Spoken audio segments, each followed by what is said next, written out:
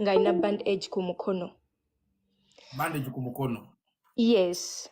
As a concerned Ugandan, nawulidde someone died gwe yabadde naye. Naye mu mutwe gwange, this is the first Ugandan gwe tulabye akubiddwa amasasi omulambo ne gubula ne gudisappear nga ne tutagulaba.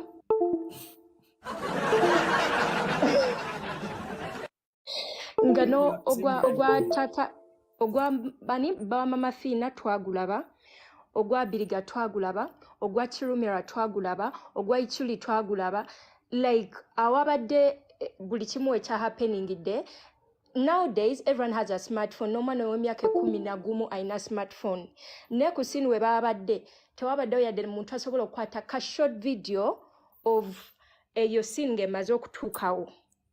Sinnakalaba mpozi ng'abantu abalala bakalabye. Baage wadde omukubi wa chapati naye mbu genda mu maaso. Sirina kye naalabye anyway wenkola ensobi musobola okuntereza kuba siraba mawulire nga we ngambe I don't watch Ugandan TVs. N'ekirala nga ffe Abannayuganda abalina emitima emirungi era abaagala eggwanga lyaffe twagala tugende tukungubage tulabe ku famire tubatwale ku sukaali omuceere famire ye yafiiriddwa tubakungubagire tubawe ku bunkaaga.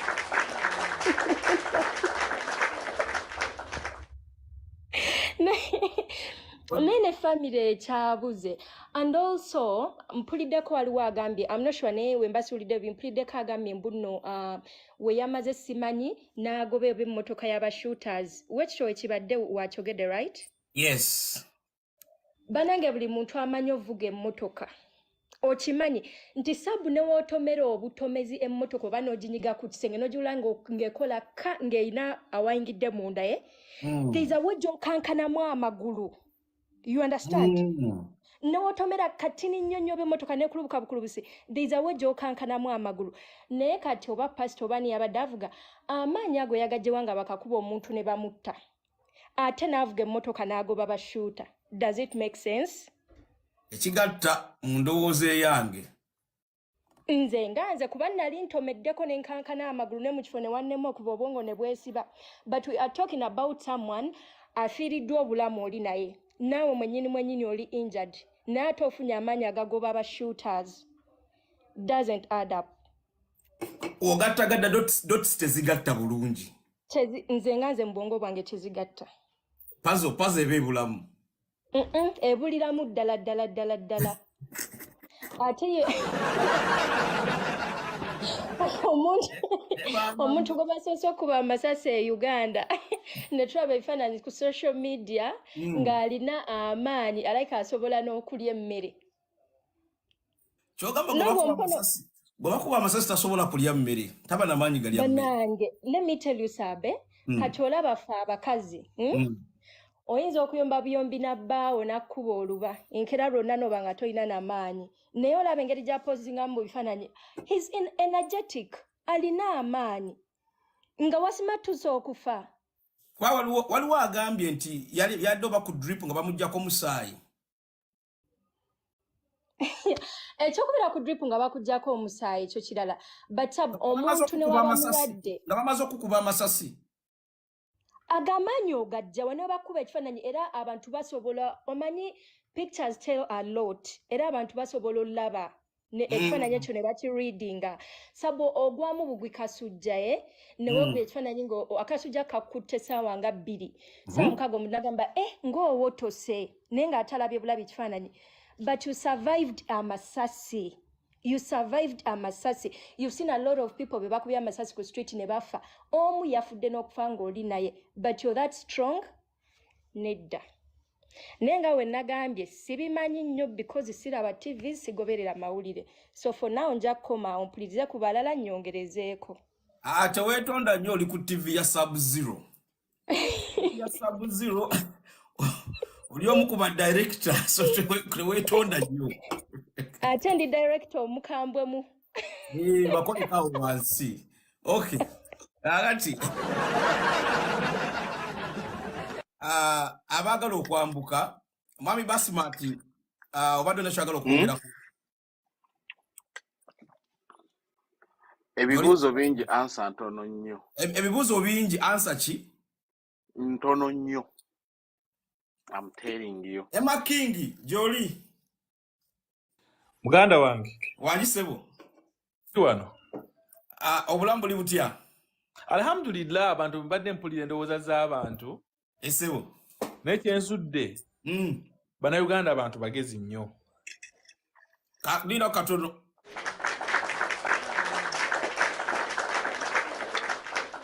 Era maso. Bannayuganda abantu bagezi nnyo bamanyi okwanalizinga ensonga. Naye answers eziba entono.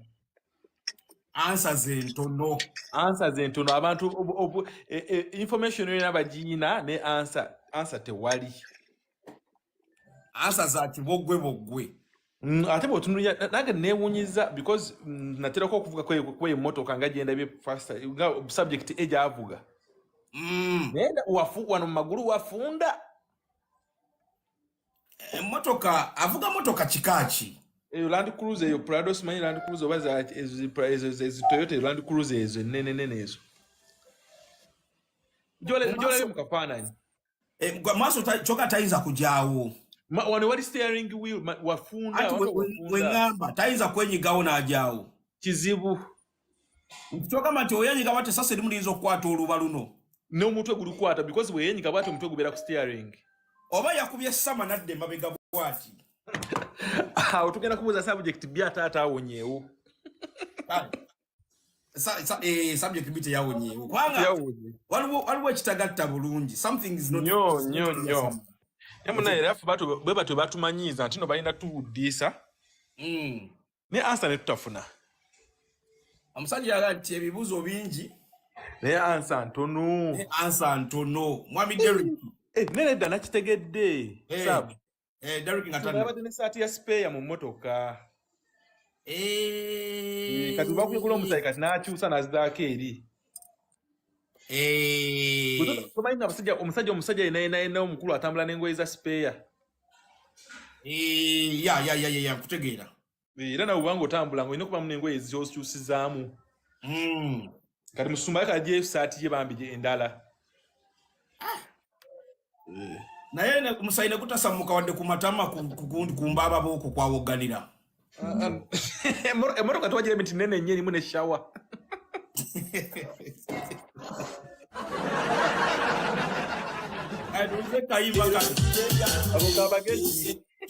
Tuze kayimba kano just eddakiika 2 tugende mu maaso. Okay. Nichuse nyo banange nayimuka malabika ge yatwetama abaana bafere tuzadde bana byokutikire kizikinunga kimazo kutumira n'abafuzi bapfa banditona zentuko kwelogalimu mukuluka mukabanansi anamadini katonda beyali yesika atera mulingana katonda owatamesmandesme yapina community buli kimu kya bei kuva ku kibiriti ebizimbe bwe bigwa bwe bita abantu ebibuzo bingi nga ansa ntono.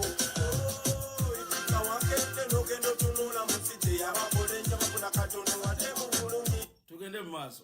Agambye nti ebibuuzo biki? Gye muli? Emma King mbadde naawe. Bukwendi. Ebibuuzo akayimbo kawulidde sound yabadde clear. Bibuuzo bingi answer ntono. Sound yabadde clear. Nnyo.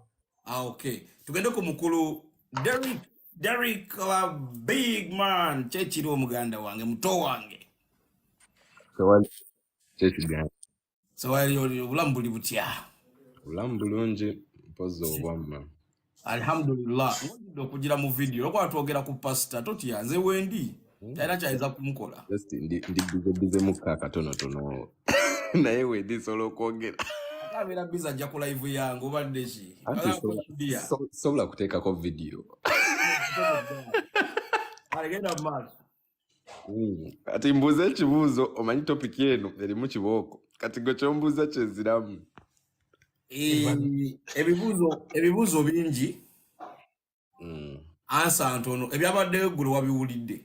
Nabiwulidde. Oba wabirabye? Nabirabye ate nalabye gwe olina kyewalabye? Twawulidde. Sina kyendalabye birabira ku TV. Kwasinga.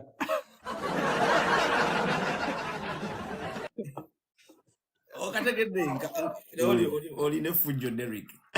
ebintu twabiwulidde naye no TV tubiraba naye wali ku scene scenario yabedde action tetwalabye ne buli omu alina narrative ye gyakola ki gyayina bagamba ebibuuzo bingi ne answer ki pastor yabadde avuga bla bla bla bla bla jukira baseeka bakubanga kuki ku nnyama baseeka pastor gwe basoose okwegezaamu amasasi alayika yagewomedde mu mmotoka na agira mukano akajja kikyani Matrix gana neriyitawo nagira neriyita eno nagira so tuwandowooza yaffe w'omutima omunafu akole ki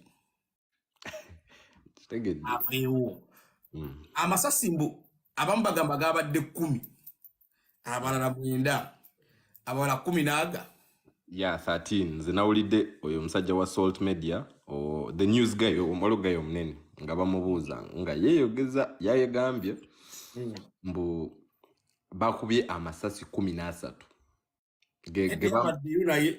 teyabaddeyo ne yagambye forensics like in the hospital bamuggyemu amasasi agasuka mu 10 but bakubye amasasi 13 bullets mbu erimu nerikulubulako pastor ku mugongo era nerimukubulako ku mukono.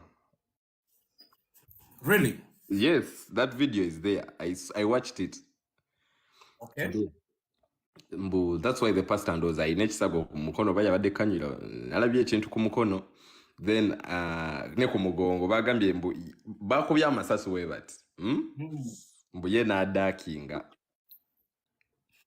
okudakinga like sogera ku Uganda tunamu abawuliriza n'abawuliriza nga bali ku ddungu si bonna of course mulimu abakitegedde ne wala batakitegedde n'abali ebulaya wano ne mu America nga dakinga tabategedde tabamanyi kitegeeza ninga bali mu nsi za luzungu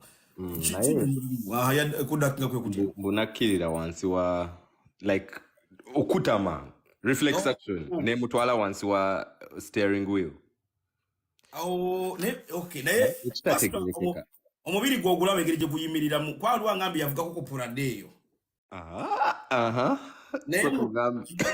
steya wheel wali ka size kayo weeri takiwa nti owa pastor ayinza okudakinga mu kafunda ako anti nekirala ekyankanzeemuko if they are firing you 13 bullets the maximum error for you to be alive is 0.0 something. Tosobola the both of you in the car. Yes, 13 bullets nga mwena muli mu front seats. Nze nkufuna. 13 bullets nga mwena muli seats. Era yok surviving antono nnyo. Ate n'ekirala omusajja yagambye mbu pastor yagambye kataasono n'asala wa n'ababbi mbu yabagobyeko mbu nga yagala pastor yakoze atya mbu n'ababbi yabagobyeko nga ayagala at least oba abakoone. I'm quoting what the guy said. Oyo guy wa mawulire ate wa Salt Media. You are I'm quoting him. That's what he said exactly. What the guy said. Yes, yeah, because he said yasuze ne mudwaliro ne pastor. Kitegeeza jazz yamufunye wali wennyini ku source. Okay. Go ahead and quote what he said. Nagamba. Oli kuchaweta reported speech. Yes. Gera mas. Nagamba. Mbo pastor yagobyeko ngagamba at least obamba kuone. Naye omuntu ayine mu newaje kutunza mbwati nga akulyawo ku boda ngo solo tandike motoka mukoni nze simanyi oba waliyo omuntu ayina obuwongo nga bamaze okukuba amasasi agasuka mu 10 nga gafirings in your surrounding, whether you run to save your life or you run to attack the person with a gun nga for you have no gun.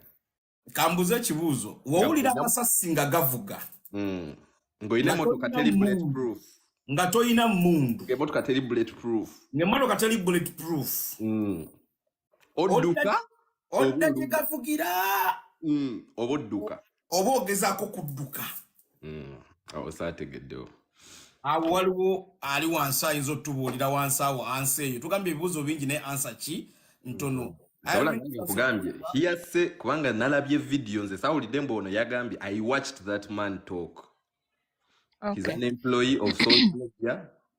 abo And he abo said he slept in the hospital. Yagambye mbu ne Susan Makula yafunye mu kashoka awo n'afaintinga. Nebyo yabyogedde. Okay. I Ladies no and gentlemen. wait. Tuwadde tusooka kukubuuzaako omanyi wano tugendera ku mitendera. Oh, okay. Sorry. Obadde osooka tubuuzaako. Yeah. Okay, tubuuze Irene, tusobola okukulaba. Nange nsanyusa obalaba. It has been long. Yeah, it's been long. Mukama Hello, mulungi. Emma. Hi, Derek. No. Hello, Empower. Women Empowerment. Ombwati. Lala, how are Hello, you? Irene. Banayi muli mutya Sub-Zero. Yep. Sewaswa. Greetings. Greetings. I've missed you. Mwenna. Us as well. Oh. Omuyimbi wammwe omubwati. So kyekiriwo Irene, obulamu buli butya?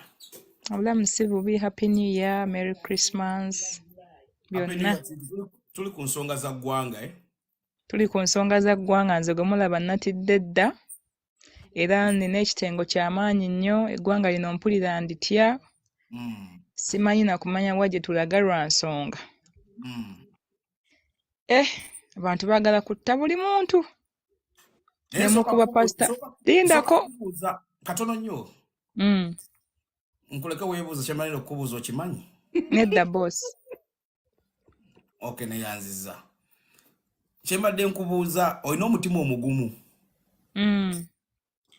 Kubanga wano tuwa strong opinions and views. Yes.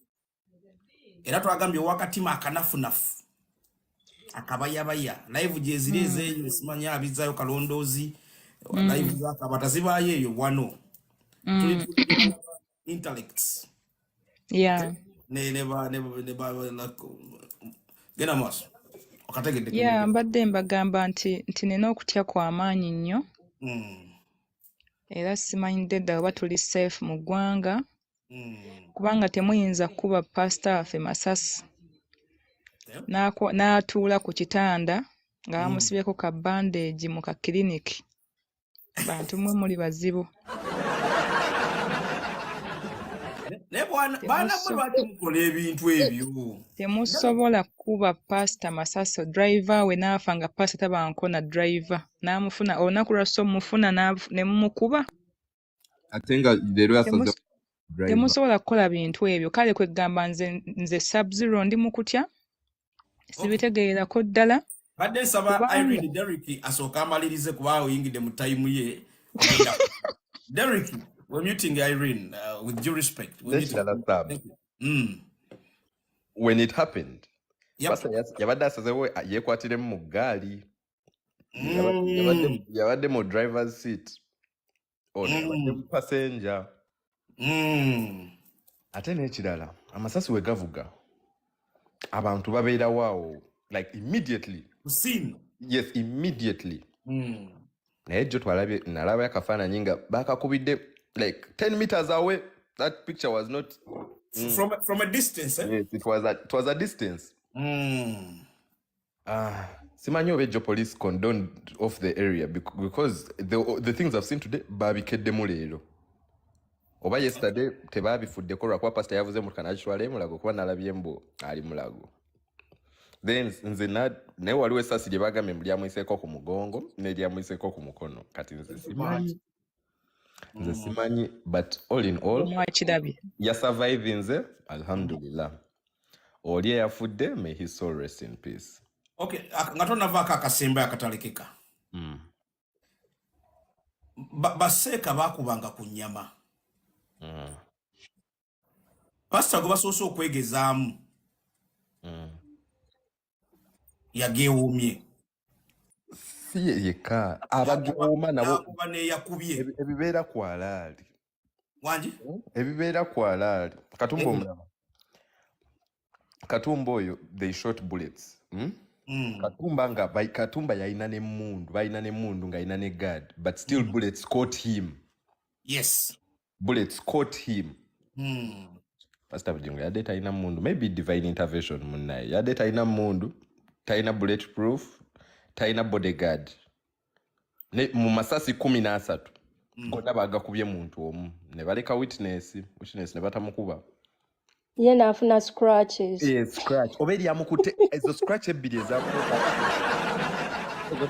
ezamukute Sub-Zero maybe bali badde bategeeza mu driver ye badde bagala mukuba abiri nga tebagala mubonereza ono pastor bamukube 13 ati awo saakitegedde kuba bagambye 13 bullets were caught out of this man's body. Then the other one had a scratch. As if your Flash, only Flash and Superman have that speed to duck a bullet.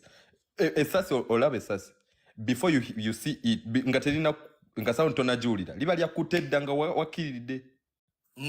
sound comes later. Oba yabadde akuba yabadde amateur. Abo oba bagala kutta bakutulira wansi ne bakola coach ne bakola ko plan. How did they know where he was? Oyitaba amateur bebana babigwamu obu. Waliwo ababuzo badde balemedde ku mubiri baagala mubiri gwa mugenzi. tulaba kafaananyi nga bali mu suuti ku wedding.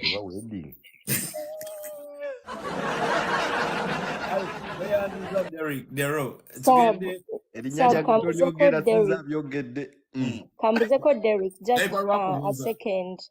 Yes, Derek, wali otomeddeko? No, but I've been in a car when then someone knocks. Anjagala nga gwe avuga. I almost. I have a question. Nekibabuzaako naye sinnafuna muntu ampa answer. Sabu gwe mwennyini wali otomeddeko emmotoka oba n'ogicrash? Can you get ekibuuzo Wendy? Aha, wali otomeddeko? Yes. What happens ng'otomedde? Owunga. Exactly, n'okankana ebigere n'obeerawo nga you're stuck. Omutima gukukuba, pressure zirinnya, omunnyo gulinnya, kaya alinnya. Exactly. Kati nze neebuuza amanyi pastor gye yagajja kuba nze nali ntomeddeko natomera na kisenge bayira wesi by'amaanyi. Nakankana ebigere ng'emmotoka sobola nagijja mu kifo. My question is... Omanyi omusajja performing a miracle amanyi g'abalina naawe. No, I still need an answer. You're in the car. Someone gets shot, dead. Now mwenyewe ogambye you've gotten scratch. Omulambo gukyakulikaawo n'ogoba ba shooters. I need an answer to that. But if answer tujja gikuwa tumaze forensic report. Omusajja yajogeddeko. Amaanyi agongera okulinnya omuliro n'okwata starring n'ogajja wagavaawa. Mwoyo mutukuvu. Uganda olemu. N'ekirala saaba. Tunoonya ajuliriza ekifo ky'omukadde wa kanisa eyavuddewo badde liko n'akijjuza. God forbid. Gwe omusajja yagambye. Nasika handbrake. A statement in Jujukida. When the first bullet came, handbrake gye yasise. Pastor yenga yayogera. Ono musajja. Oli Matiansi. That man, yes, he's a journalist. Oyo just gundi spokesperson yayogedde kye baamugambye. Yes. But when the first bullet went like this. Nasika handbrake. Yes. Even you, can that happen to you? But first, we back to the sub. Nobody mabega. You stop. No one can come.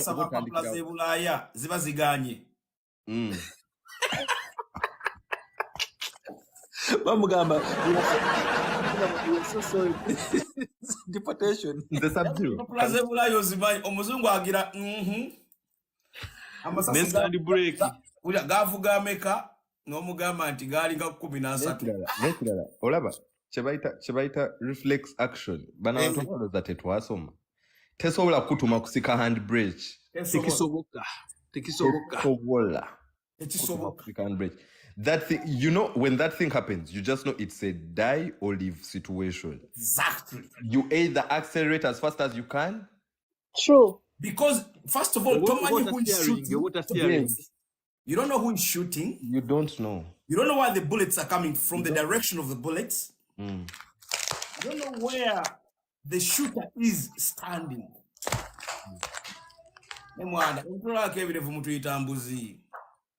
Okujjako ogamba bannayuganda kati wama Irene. Uganda nze kyensobola bagamba kiri kimu. When you're commenting about these things and you're in 256 there in the area, look for where to put your leg. Don't look for where someone is putting their leg. They'll come for you in HD. Naye mulaba sagala kwogera bubi ku bakadaama neno story ejja making sense kuba oba bakadaama n'abantu baba bakomanga mu P7 and to people who can't drive. I'm being honest, and to people who can't drive. But omuntu yenna alina nga teyakoma mu P7 and to someone yali atuddeko ku starring n'afunamu embeera yonna emushokinga. This story doesn't add. It doesn't. Bandifunyeyo story endala. Ate bakyafuna yendala tulina kuzimba ku eyo story yafulumye. Emmeeza gy'onyeenya lala ng'eriko ebyokunywa. Nze sibitya bikadaama byantamaatama dda. Kale tugende mu maaso. Mukyala Bahati tusanze okukulaba. Sabu wali ofuze ku motoka n'osika break omulundi gumu. Kizibu. Mukyala Bahati tusanze okukulaba. Fast and Furious. Mwalabye ku bituli bya Masasi. Sinabira bananti njagala okubuuza basira mu bituli. Derek soka we muting. Kane muting nekirabike Windows abadde wansi kale. Tugenda kujja ku bituli bya please mute yourselves. Ku bituli bya Masasi motoka tugenda kujjayo. Mukyala Bahati tusanze okukulaba. Tetukuwuliro eddoboozi liri wansi nnyo. Jendi lugambo kya Mukyala Bahati obulamu buli butya? Omwaka gukutambulidde gutya ennaku zino essatu ze waakayitamu? Nange tezinaba kumbeera mbi. Things good. Emirimu gitambula bulungi? Emirimu gitambula bulungi nnyo. Oli mulamu? Ndi mulamu bulungi. Alhamdulillah. Banange mbalamusiza mwena. Sijja kwogera omuntu omu naye mbalamusiza mwena. Bana bakuwulidde. Yeah. So, namuzira nze kyendaba bannange abantu baagala siriwaza bannayuganda oba kiki nnyo. Babalamu abantu nk'abatalinamu amagezi kiki abantu tutegeera. Nze ebintu ebyo saabitegedde bulungi era nalabye ng'oyo Pastor Bugingo ali kwogera omusajja alina amaanyi omusajja kugamba omuntu gwe bakubye amasasi oyinza kuyimirirawo enti onooyogera n'abantu. Ate ngo Pastor kati alina poliisi babeerawo nga mukuumye kati bamukuuma kugamba. Ate yagamba nga Pastor tayinza kubeera n'abasirikale ate kati yabayina. Byebiki ebyo? Tuwulira bibyo. Amazima gali omusajja batulimba bulimbi ekintu bagase kigatte. Naye n'olabira ndigaze nze nkyogera wallahi sigenda kiyisa eri biki wano tebeetonda kasoba ng'oyogedde mazima. Nze nkikubawo. Kikubewo totya. Omusajja yuyo abadde atudde mu kiriniki kugamba kali kamwavu ddala asembayo.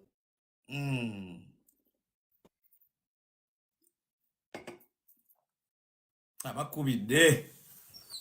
Bahati bakubidde. Balo bakubidde okomyewo. Bahati, are you there? Bahati bamukubidde kandi eteyo omulala waggulu. Gye bali no baagala kuteesa bantu. Bahati okomyewo. Abaana bagambye baagala hexagoni, pentagoni bwebeeganye. Okay. Bahati ngenda kukomyawo waggulu. Are you back? Mbadde nkomya waliwo abadde ansumbuwamuko wano. Okay, genda mu maaso. So kyembadde ngamba nze batubuli abadde olina abantu aboogerera mu ssimu yo sikutegedde.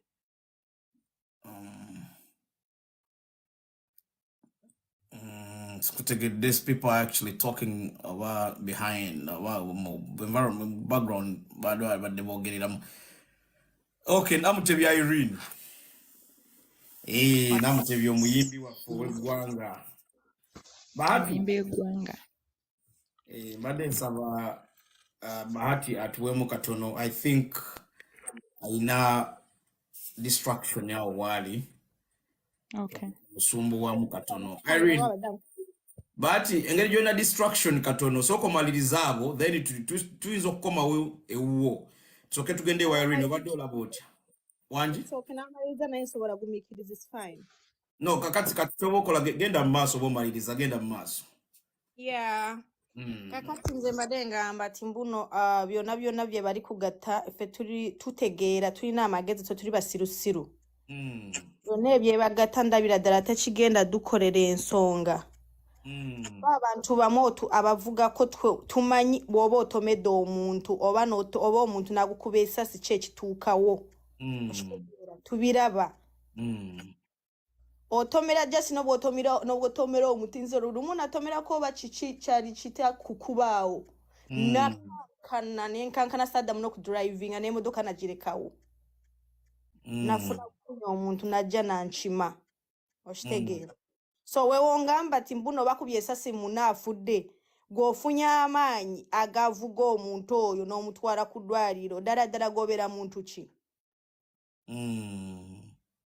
ate pasita Bugingo oyo essasi lyamukuta litya ku mukono ate ne lidani limukwata ku mugongo ate omusajja ne batulaga kawundu ka ku mukono simanya ka price ke bamusibye omuntu afudde tebamulaze tetulabye nenge gye bakuzibye essasi tetulabye ekintu n'ekimu bali kudusiriwaza busiriwaza ate ekintu ekyo baba tebabazeemu eggwanga amagezi oba kiki oba kye bapanga bupanzi kiki alina ekintu kye baagala kugataawo kye tutamanyi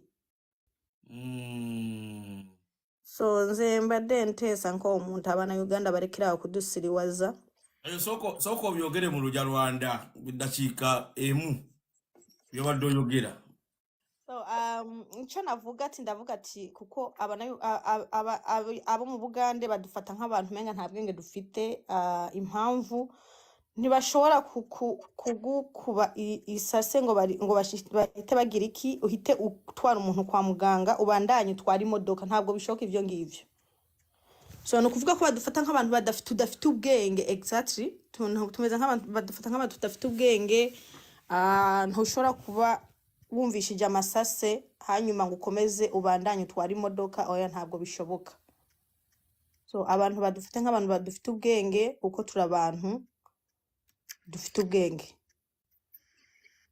so chemba detegeza ndoza bamu babyemba denjogera babitegede samuzila babitegede napo tubitegede kale toyanzege thank you so much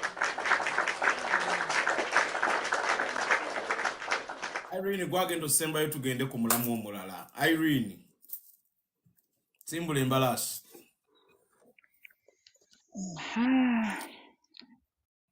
sanyiso okuddamu obawulizaako and buli omu enteesa ye n'endowooza ye kale nabadde nkyagenda mu maaso n'okwemulugunya kwange munsonyiwe lwaki mu kikyaye eggwanga tuba nga tukankana twali tumanyi Sobi yafa abadde atta abantu yali omuzira w'eggwanga yali omuki mbu omuzira w'eggwanga kusinziira ku byonna era maaso tegedde ekintu ekyo kaakati temwakomyawo pasita waffe omulungi n'addukira e Mulago n'atuula ku kaggi ka kiriniki maama yingiya poole nga bamusibyeko bandage amasasi gamuyiseeko buyisi mu mmotoka y'emu naye bantu mmwe akati okumanya muli bazibu nnyo buli kaseera wano bakuba abantu amasasi vidiyo ne zifulumanga vidiyo siini ne zibanga siini ebifaananyi by'abafune tubiraba amakubo ne bagaziba naye paasita omulamba neyamukuba amasasi newabulayo neyalabye essasi yalabye abadduka nga bakubye essasi newabulayo neyalabye omulambo gwa driver gwe basse bantu mmwe muli bazibu newabulayo n'abasiba obuntu nti bannange guguno omusaayi wano guguno gukkirira bamukubye edduka temukola bintu ebyo bannayuganda Poliisi ya Uganda tubamanyi ng'abantu abakuuma justice, abakwasa justice. Mwali badde essaawa zino mwatulaze dda omulambo gw'omufu nga tutegedde we tugenda okumuziika, alina abaana bameka, mukyala we agamba ki, baamutidde wa, ebituli emmotoka yo nga yo mmotoka, ebituli by'amasasi byo naye bantu mmwe. Kale nno nze nina okwemulugunya ka sipiidi ndaba katandise twakayingira ennaku 3 nyabunya mu 2024 naye sipiidi y'amaanyi sipiidi y'amaanyi kati tugenda mu 2025 nga tukyali mu January tetunaba na kugituuka wakati. Omulambo gw'omuntu gwabuze, emmotoka ey'amasasi tetulaba bituli byayise mu masasi, paasita amasasi teyafunye yadde akasaayi. Bannayuganda bantu mmwe ennaku zino mulina engeri gye mukuba ttageti zammwe. Kyokka okumanya abantu bazibu ne bakuba essasi emmotoka n'esigala ng'egoba ababbi.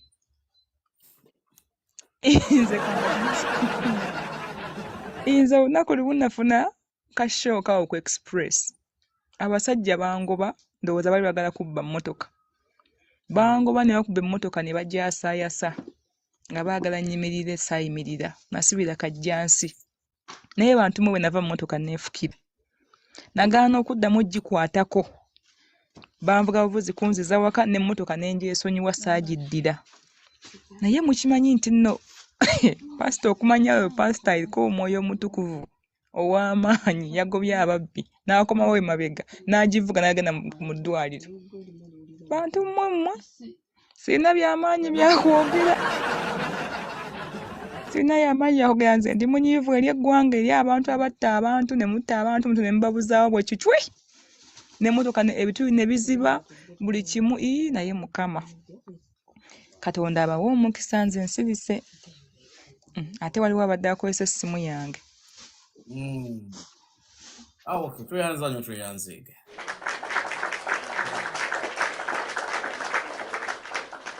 Akubemu kano akayimba ka ddakiika 2 nga tutwaza kiraivu kitambule.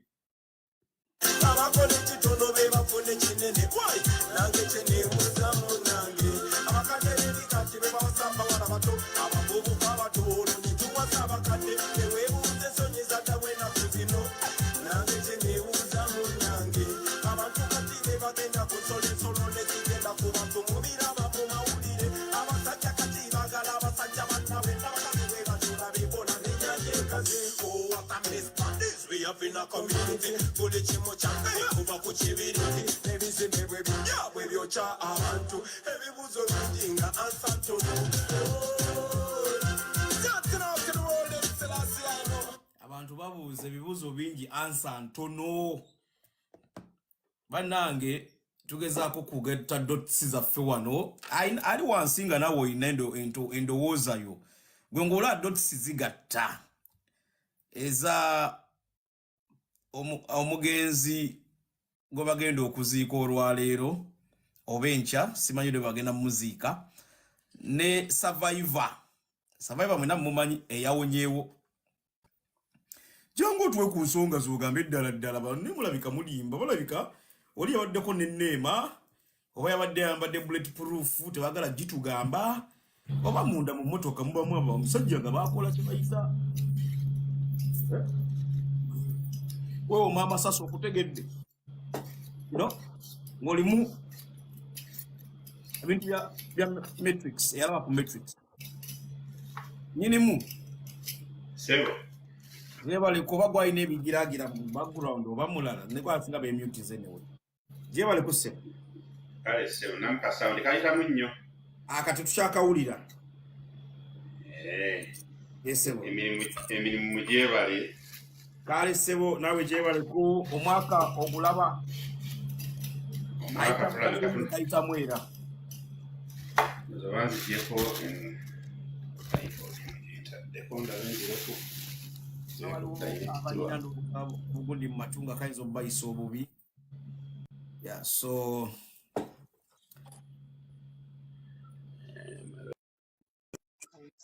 okay, bakayimba kano nga tugenda mpola mpola tugenda kukyusa omulamwa. Remember the days of Noah. So you see man marry man in the name of God. Some preacher them thief in Jesus' name.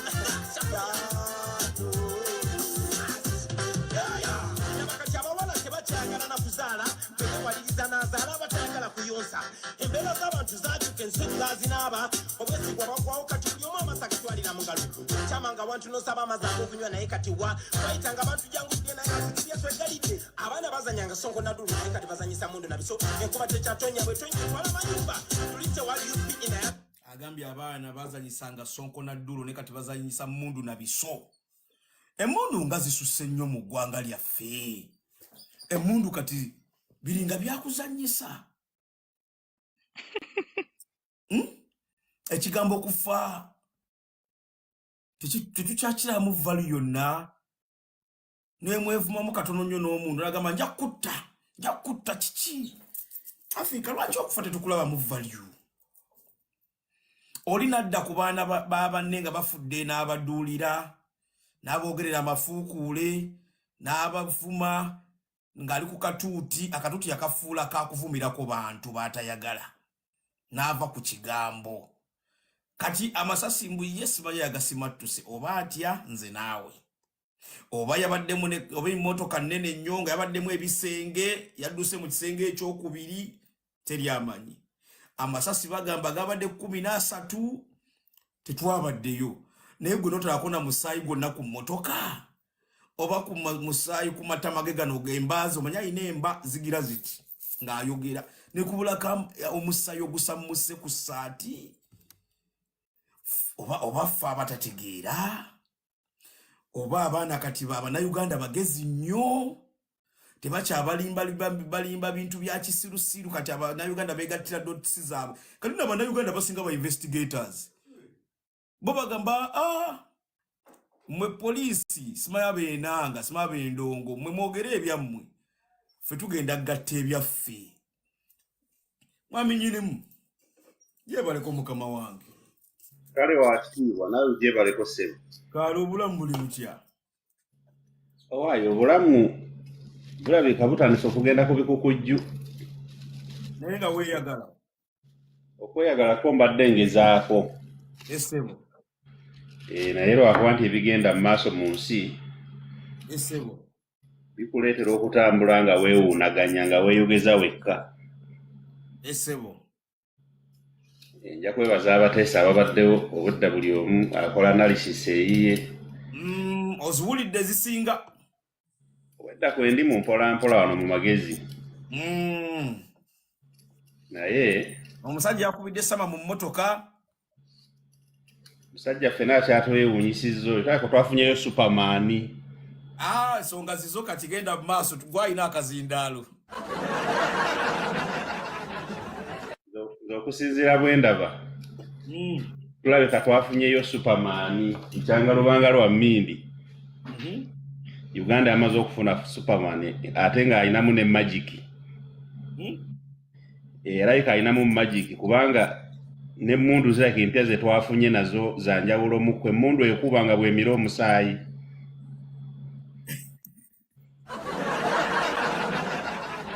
Esasi nenuunawo n'omusaayi.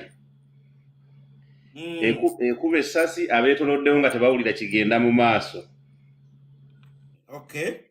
Kati bw'ogattako gwe babadde bakuba ate ye omwoyo omutukuvu gw'alina ndooza wanjawulo mukko bapasita banne balina omwebuuzaako.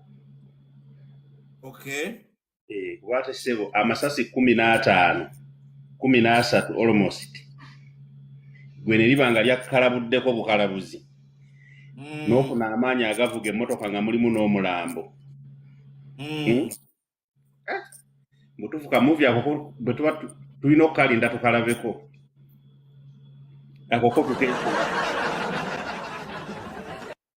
Naye nze we natunudde akafaananyi kennyini mu background yaako oba olw'obu kiriniki bwe bayita Mulago. Naye teyabadde Mulago. Muzeeyi mbuuza bubuuza. nze nakulirawo ku Mawanda Road emulago nga nazanyirayo nnyo nga ndi muto nga sirengerayo background efaanana bwetyo. Esebo. Yanfaananidde kiriniki naye ndoza aliyo kiriniki gye bayita Mulago. Esebo. Ekyo nakyo tukitwale bwe tutyo. Naye n'ekirala kyanneewunyisizza nti eyabise yagenza okutubikira nga omulwadde ne mulambo nga baatuuka dda ku ddwaliro.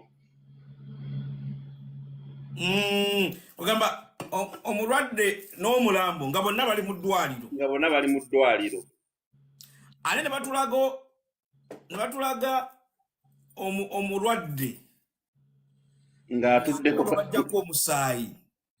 Kakati ate nzemu okumulaba ka vidiyo ng'ali ewuwe ng'ate plasita yavuddewo nga teriiko.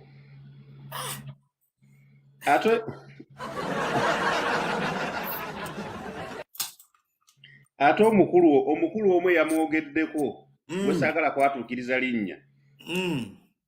Yagambye nti mmemba waffe baamukubye ku mukono ogwa kkono. Nagenza okwetegereza ate ng'omukono gwa ddyo. Abaasomye Twitter eyo ndoza mwagirabye. Omutamiivu. Ekyo gw'okyogedde. Anze ku platform eyange nkyogera. Kirungi oli wakawo nyiza okuba mpita mu kabirabira wali. Nensanga abasajja b'ebikofiira. Ogamba lujuuju. Ekyo nakyo era gw'okyongeddeko.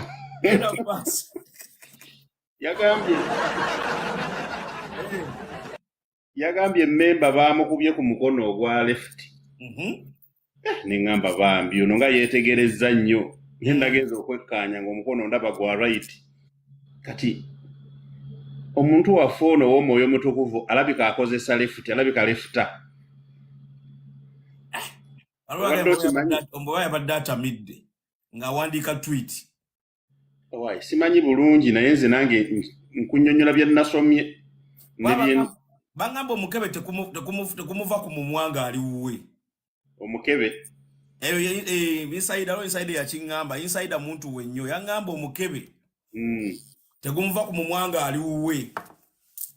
Awomerwa nnyo amata ga lato, ndowooza oli yalaba mukebe gwa lato.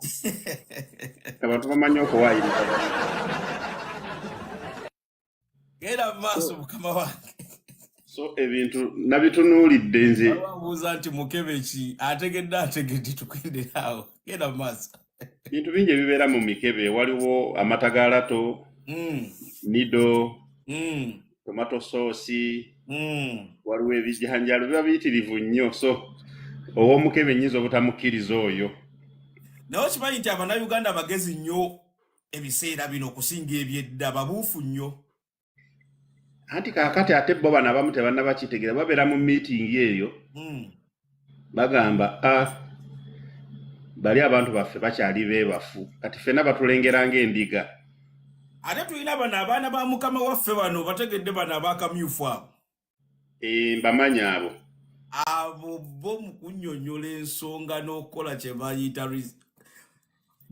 bayita okunoonyereza ku masasi teri abasinga. Era nze nasoose waabwe n'ensooka ntega amatu bwe nti nempulira. Anti kaakati abakulu abamu bakyali mu 1800 bawulira nga batayingira nga kyasa kya 2000. Esebo. Naye eno buliidi eriwo etegeera nnyo ebintu ebiraba bulala nti abasinga obungi baakulira ku video games. Nintendo. Kakati omuntu eyakula azannya video games n'omuntu eyali azannya ente z'empummumpu tebayinza kulowooza kyekimu bwe batuuka mu kwanalayizinga ensonga ezo kubanga video game jjukira zibaamu amasasi. Yes. Zibaamu okuvuga emmotoka. Zibaamu abayina ebiwundu. Kakati omwana yazannya empummumpu noono basobola okwanalayizinga kyekimu baba bakola pulaani. Naye ate nze njala kufundikira nga ŋŋamba lihaaso zaabuzeemu neyawandiise akatabo alina by'ataatunuulidde. Akatabo kabaddemu editing nyingi. Kati ekisookera ddala Ese. obudde mwe bagenza okushootingira movie. Abadde luyimba. Era maaso. Obudde bwe bategese okushootingiramu movie. Timing yabadde enfo olw'ensonga mu obwo obudde abantu baba bangi nnyo. Yadde alina okwongezaako mu ssaawa eza waggulu ng'abantu bakendedde. Nga bakengedde ku kkubo kutegeera. Kuba kati bwe tukugamba lwaki tewali muntu mulala yenna yakutte vidiyo ku bunnamungi w'omuntu abeera awo oyinza tugamba ki? Waliwo akiyise eki Nigeria. Kaakati waliwo eyagambye ku balabi nti yasoose kulya nalowooza oba Subaru. N'emmundu ebwatukanga Subaru nayo yeewuunyisa nayo nkola mpya kye nakugambye. Emmundu ekuba nga bw'enoonawo omusaayi oba omugenzi teyabadde na musaayi. N'omugenzi ayinza okuba tetaliimu musaayi. Naye ate n'ekirala omugenzi tetunnategeera wa gye bamuzaala. N'ebimukwata ebisinga obungi gakyali matankani nga mpale z'aba 7. Naye waayi ogamba ki Emma? Omugenzi tetumanyi gye bamuzaala ati twagala kuyisa ku mabugo. Bamuzaala mu State House wa SFC. Omugenzi wa State House. Tubadde tetumanyi nti State House ezaala n'abaana. Oba yabadde collateral damage. Kanzijeko ne face omugenzi wa mu State House. Yirimu nga tunakyusa mulamwa tugende oba yabadde collateral damage. Waayi abantu beeri ewaffe Nakirebe, Mbizinnya, Nkokonjeru, bona ayogera ebigambo ebyo ebirimu olunyaanyimba olungi nti collateral damage. Tebaafune makulu malala.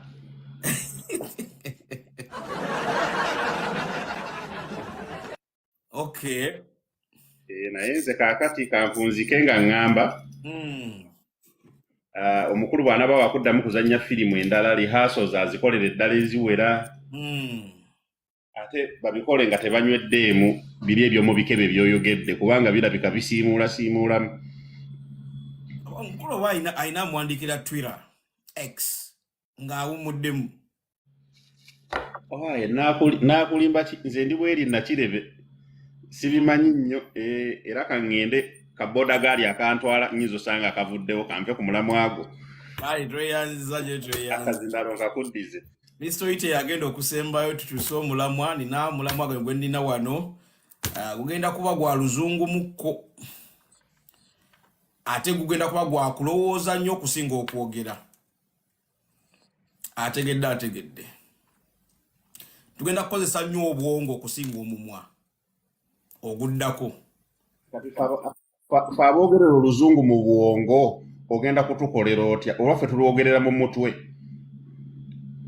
Wenna weemuli bagamba buli omu aba n'omukisa nti buli omu muwa chance. Olwaffe tululowoozaako tulowooza lulowooze. Ate osobola n'okunnyonnyola mu Luganda wanze ndi musajja Muganda naye kyegaye nti bugenda kuba bwongo nnyo okusinga okukozesa omumwa. Botaddeko ka disclaimer kali ak'oluzungu. Neŋŋamba nze yakola yerira emimmonde n'emiwogo ewajjajjange ennyinimu. Kubanga nze olulimi si measuring stick y'okutegeera. Kale akazinalo kankaweereze wa mukulu wange oyo. Mukulu oyite nga tannajja ngenda kukubayo akayimba ka mukulu oyite nsanso okulaba Mukama mulungi.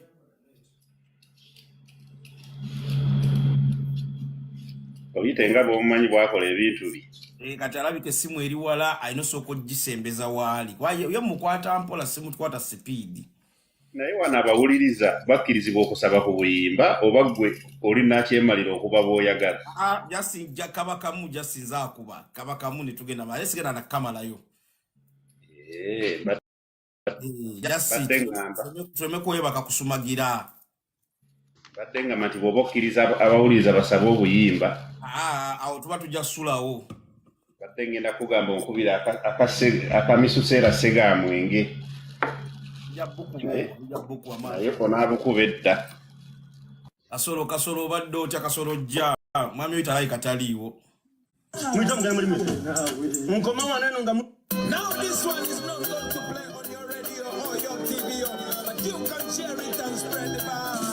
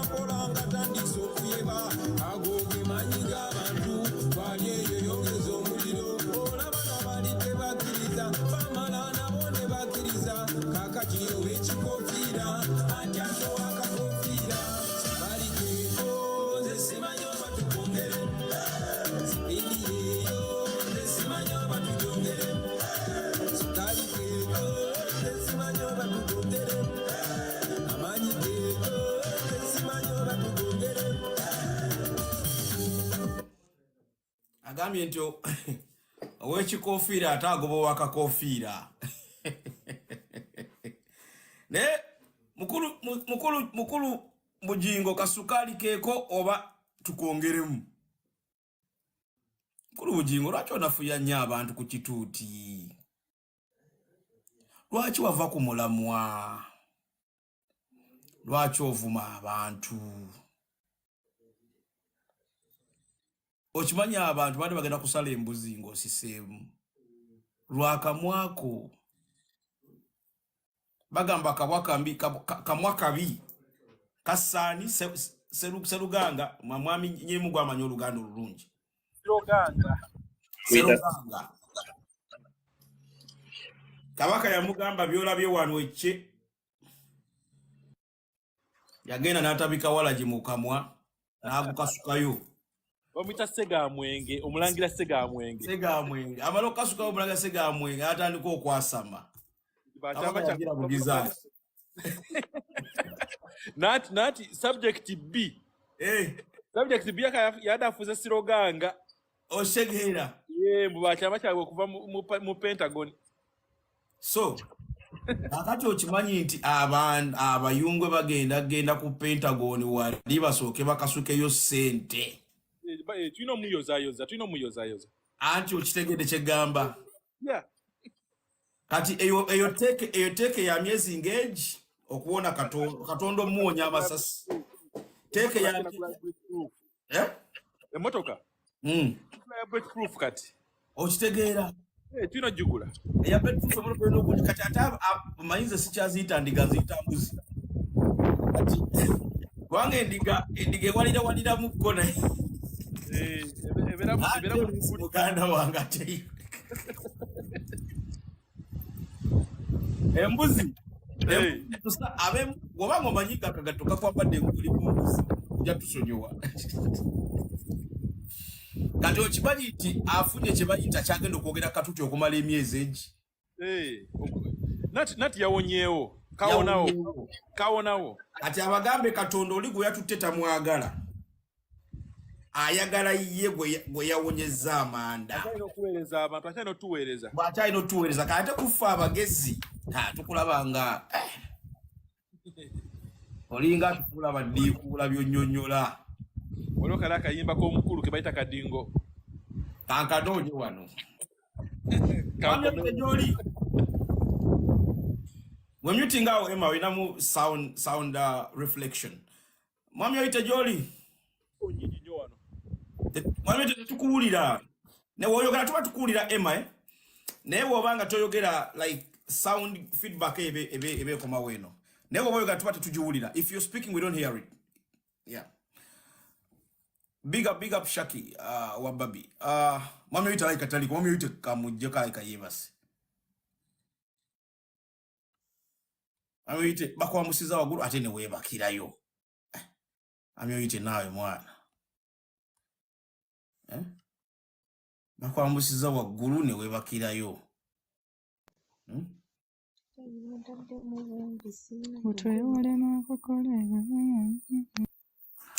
So, kampea kayimba ka Irene kamu tugende maaso. Manyi Irene yoyo, she's a very humble girl. And she's always on my lives. So, kampea kayimba ke kamu. Then tugende maaso. Thank you. No problem.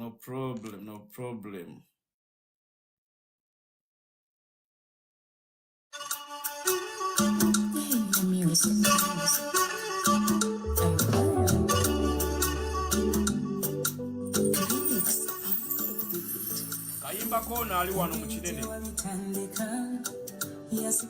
Kayimba ko yali mu kinene. Kati chisaba tuunzika kumufano muji kwenina mupota kutanandika chokola mkuranira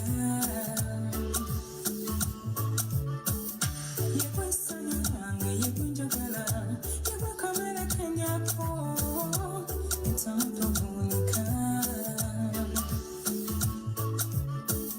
kwechabugaga cholinawo kisigabanya balala omukwano gwangu womera togeza novamu yegowa bitandika kati kyesaba tewunzika yegowa bitandika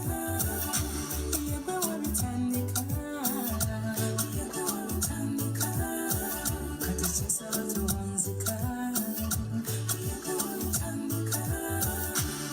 kati kukomerako maaso omukwano gwonyo kutagala nyumizako mwasirikira omuba munjagalira nali masibira bweru kulugero omukwano gwe wanzigulira nyokamu mulungi esala z'omutima z'omunyanyukula kati sweetheart manya nti omukwano gwaffe gw'amaanyi era balika bakuba olwali emimwa gyabwe tugisibisuubali baby yegowa bitandika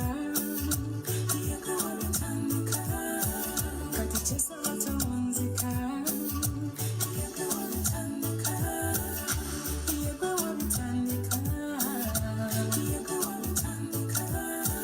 kati kyesaba tewunzika Irene oba toyina data bulungi osobola obutagira mu video we understand so I think network ekalike kujjeko kayinza okuba olina naye nga video ekusumbwa naye gwe tofaayo genda kayimbako kagenda kugwa tugende mu maaso okitegedde Irene mugende ku Irene Namutebi music YouTube channel bambi nyimba ze kweziri okay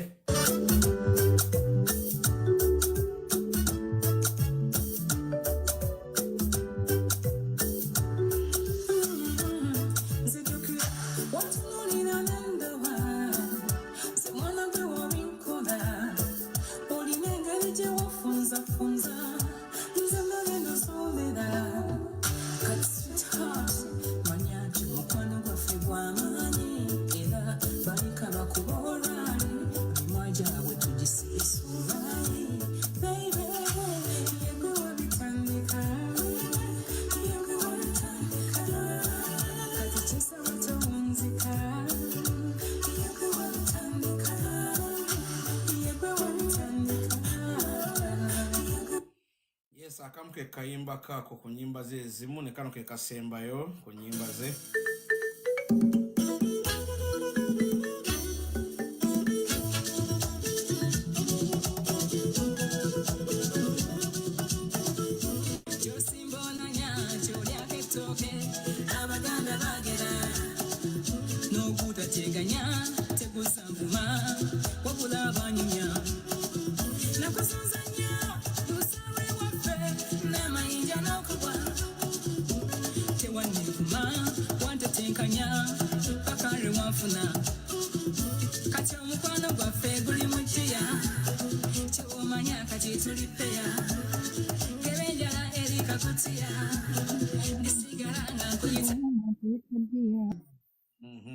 Okay, tugende maso.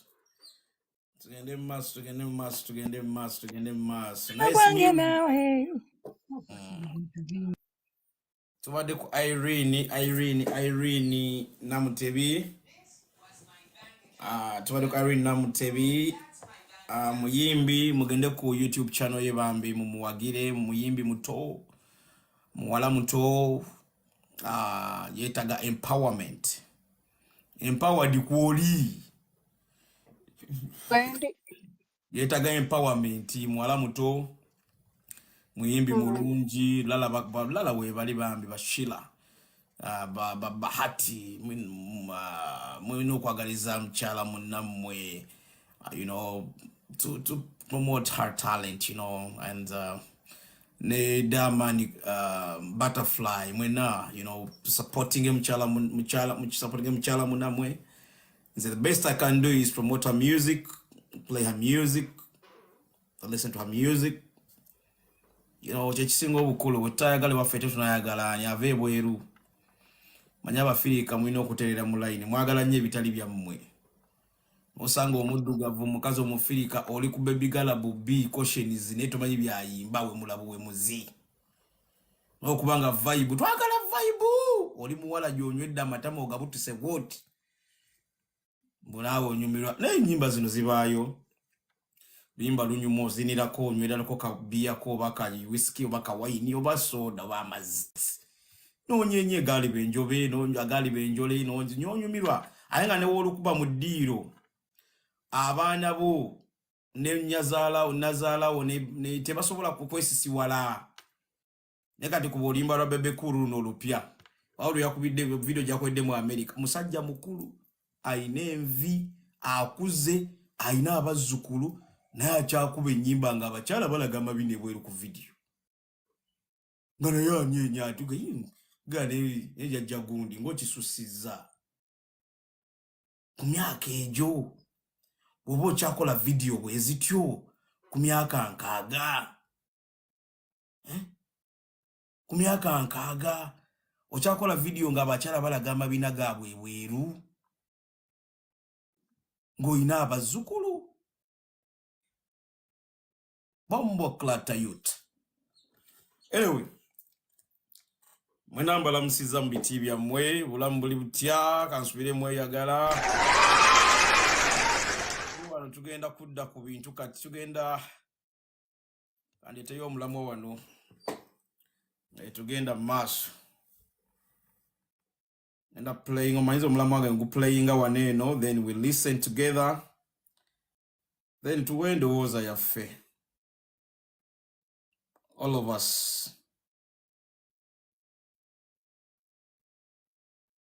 All men want the same thing. Men just want a nice, sweet, supportive woman. You don't even have to be that beautiful. And women can make themselves more beautiful. Like, don't be fat, like go to the gym.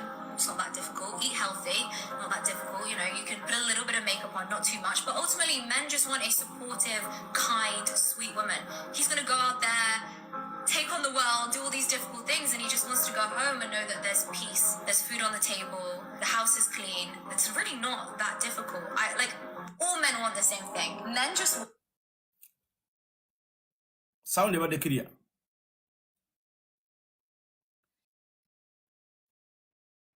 Sound about the clear. Very clear. Am I very clear? Sound kene lala. Chala una Lwaki badda nkola yogera. ebintu ebyo? Omukyala addayogera omulabi wuuyo addayogera. Want a nice, sweet. Ye agamba nti abasajja bonna, all men want the same thing. Do you agree with her? Or maybe she may be, or maybe, do you agree with her? I do. I do agree 100%. Why do you agree with her, Lala? Sabu, okay. Ngenda kwolako example katini. Olaba nze Lala nsobola obeera neno ku app nga ndi oba ngambe ntya very aggressive and all that. Yes. Omuntu nandaba nagamba banange Lala avuma and all that. Newe mba n'omwami wange, I'm a different person. Okay. Because he's my man. I'm a traditional woman when it comes to my man. Nyinza okuba this urban girl to everyone, but when it comes to my man, he is my man. Kati, there is also one thing that I know. I do not have kids yet, but I plan to have kids in the future, near future actually. Nti every man deserves respect. Kabe mudugavu, kabe muzungu, kobe nga omusinga obwanvu nga mumpya koma mu kiwato, kabe mwanvu nga akomeeri. Yetaga respect.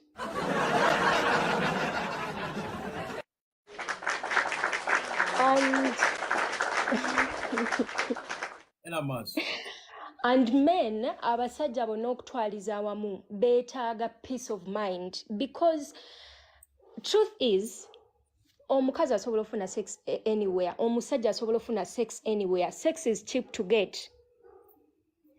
But let's imagine your man is out there seeing other girls or sleeping with other women.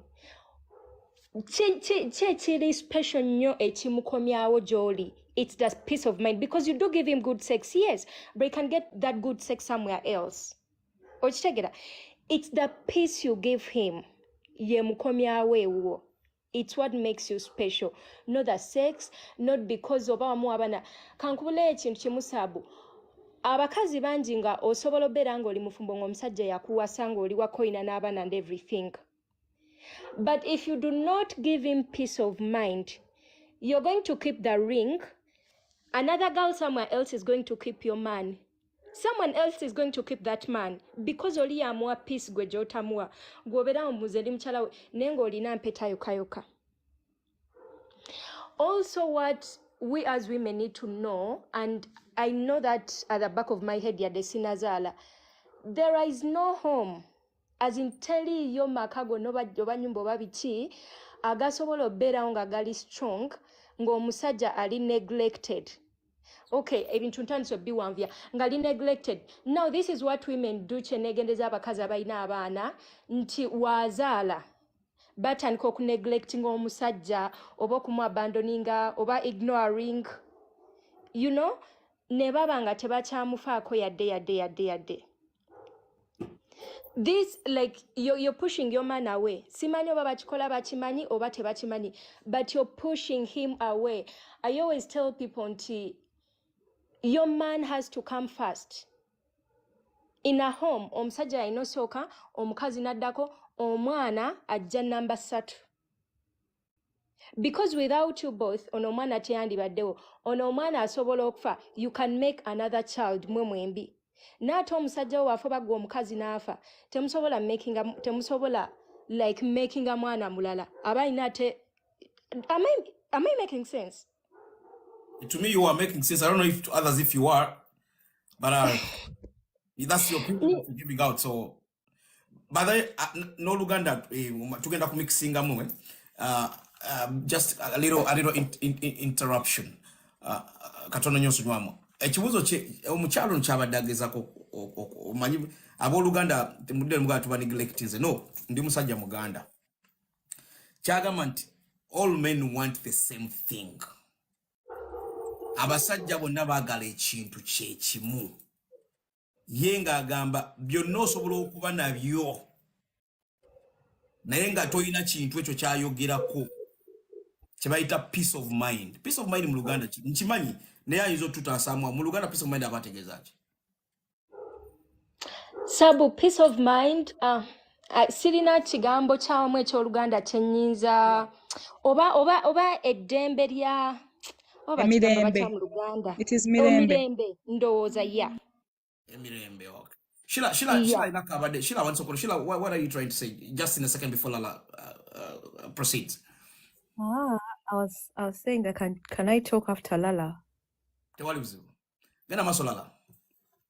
Katola abasaabu osobola okubeera n'omusajja nga abasajja ebiseera ebisinga ebintu ebasanyusa it's good cars zemboozi zaabwe emmotoka biki ebyo all that crap nze byesitaagala mupiira webityo kati fe abakazi ebintu ebitusanyusa bitono nnyo ne buli w'obeera awakaye ng'omusajja wo tomuwa mirembe. In fact, yakyogedde bulungi nga tomuwa mirembe. Beba abasajja abawulira akomawo 11 ez'okumakya akomawo 10. But believe you me, if you give your man peace of mind, by the way, men want 3 things. Naye ng'ekisooka peace of mind. Ekiddako good food and good sex. Bye bintu ebisatu abasajja bye baagala. If you give your man peace of mind, good sex and good food, believe you me, your man will be somewhere working. But boys bamugambe, hey, let's go here and watch a match. Ajabagamba, no, I need to go home. He just wants to come back home to you. Because you're everything. You give him the peace. Abo bebasajja abosanga mu office and he's smiling alone. He's smiling. Ne watula ku mukazi omunene nga alina ebbina aliko meeri oba alina brown thigh. Nga ate akalala mukazi wa kabina katini nnyo. Agenda kalaba, he'll just appreciate kino oyo omuwala yakula bulungi, but akimanya alina omukazi we. Who's Lala? You understand? So your video, I agree 100%. All men want one thing. Ajja kwagala nga tomuwa peace. Of course, you both will live in a moment. Ne waafunira amuwa gwe peace gy'otamuwa. He's going to go. Period. He's going to go. Because good sex can be found anywhere. N'abatamanyi fumba, we all can learn how to cook. But peace of mind, very important.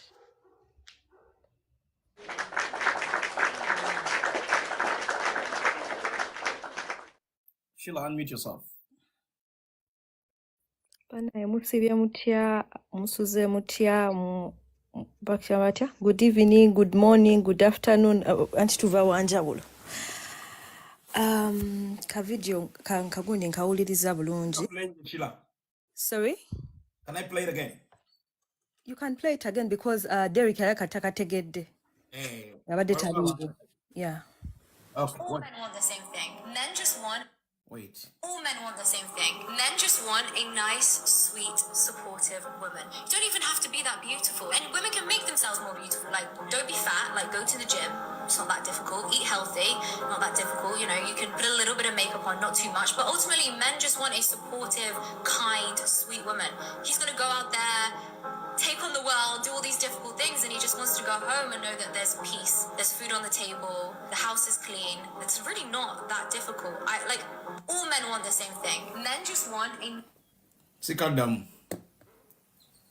Mukawulidde, Sheila okawulidde, atabaddewo Derek okawulidde, si bwe kiri? Yeah, nze nakawulidde dda, just mbadde njagala Derek akawulidde. Yeah, Derek, mute yourself. Sheila comes in. The question is, do you agree with that or you disagree with that? You can disagree with that. You can agree with that. Just these are opinions, you know. So, to get them us. I agree with that. All men want the same thing. They all want peace. Kuba ewatali mirembe tewali asobola beerawo. Olaba ne wobeera gy'oli oba ku mulimu nga tolina mirembe, you feel like njagala kuvaayo eno ngende ewalala gye bampa emirembe. Everyone wants peace. So abasajja baagala mirembe okusinga. Kati bino bye basookerako okulaba mbu oba mukazi mweru biki ebyo byonna babiraba, yes, but ewaka they want peace. All men want peace. I agree with that lady 100%. They want peace. Sisaana kukiddamu ekyo. Byebyo ebyange ssebo.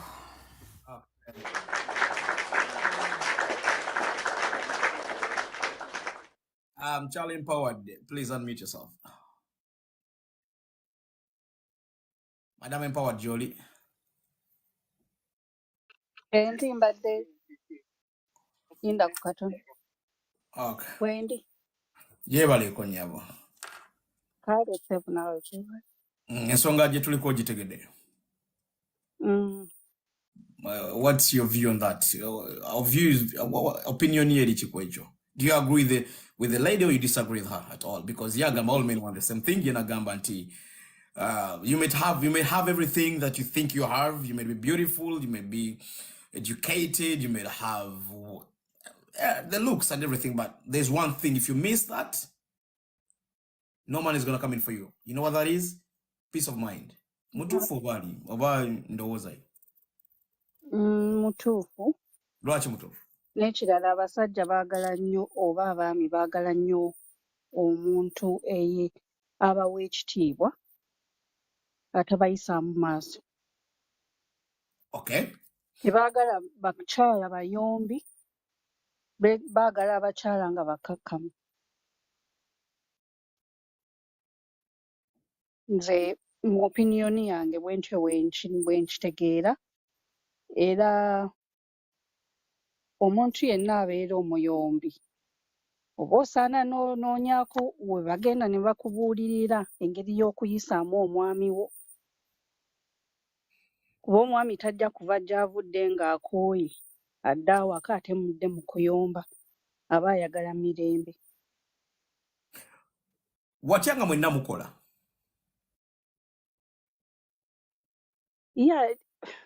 Omwami abeera mwami,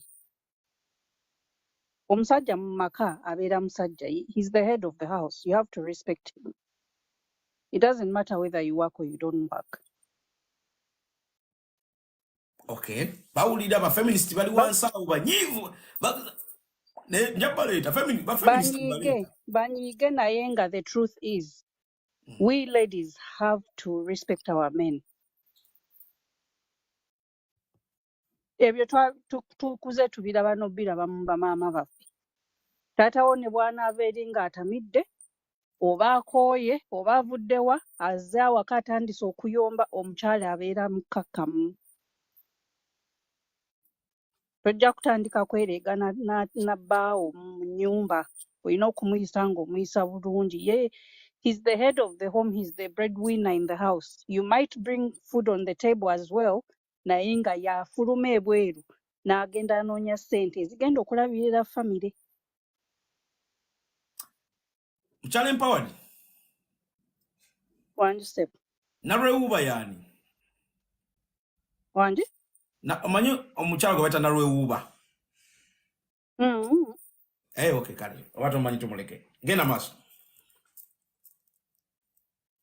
So nze mba nsaba abakyala tubeere bakkakka mu mayumba. Bw'owulira nti omwami akuyisizzaamu amaaso oyagala kuyomba, tambulamu. Naye ate ekirala mubeeramu abasajja abamu nti omukazi bw'akusiriikirira n'atambula n'akuviira, era omusajja agenda mu maaso okumunoonyaayo gy'alaze, batandika okuyomba. Kyogamba omusajja yanoonya omukazi bayombe, sikutegeddeemu awo bulungi. Ye anti kati omusajja bw'akoma awaka olinga akyogedde nga kiri vice versa, ate sikutegedde. Anti kati omwami ajja kudda awaka, ayinza okudda awaka ng'omukyala oba emmere gye yafumbye si gye yabadde ayagala okulya. Okay. N'atandika okuyomba, ayombesa mukazi, olwaki ofumbye emmere eno, nze mbadde njagala mmere eri blablabla, ebintu bwe bityo. Kati omukyala nze mba mugamba nti omwami wo bw'atandika okuba nti aleeta oluyombo, tambulamu omuviire. Naye emirundi egisinga era omusajja ajja kulondoola adde anoonye oluyombo muyombe.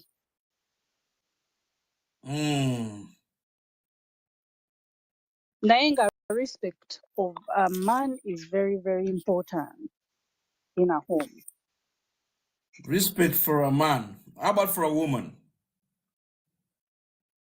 It might be vice versa, but kidependinga engeri gye mukwatamu relationship yamu. Naye nze banjigiriza okurespectinga omwami mu nnyumba. Bwe baali bankuza baŋŋamba respectinga omusajja wo. Bw'olaba atandika okwereega nenne. What do you think that men want more than, do they want more respect or more peace, or both? Both.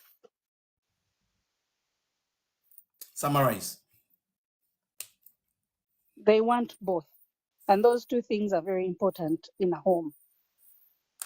Okay. If if if if we keep them, then there's peace at home.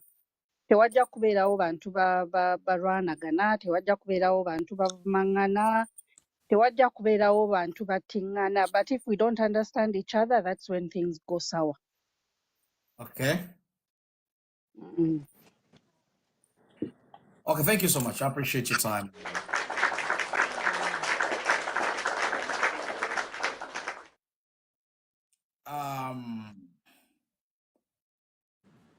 Let me go to a Butterfly and Diamond. Could you mute yourself, please?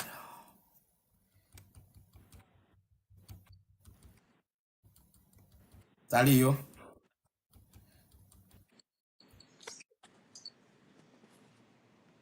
Butterfly, Talio.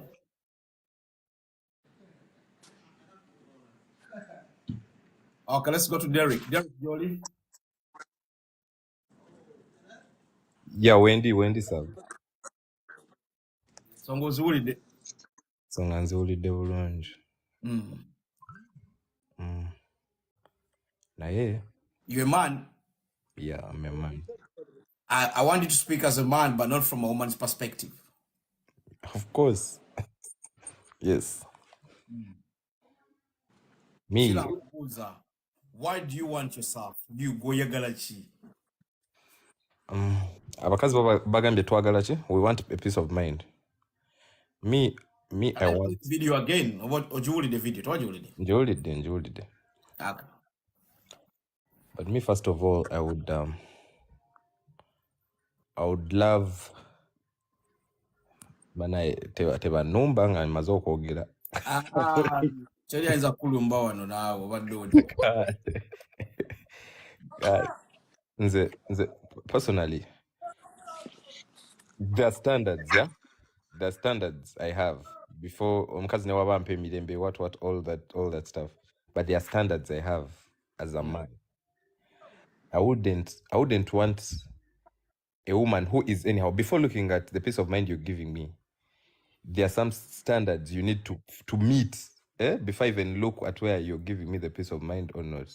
Because me, I would want, first of all, I would want you to listen to whatever I have to say. I would want that respect. You get? I would want to be the man in the home. Over Sub-Zero and Tegel. N'abakyala we bali wano because the women are listening because they're so kutegera ng'omusajja what you need, but the women may think otherwise.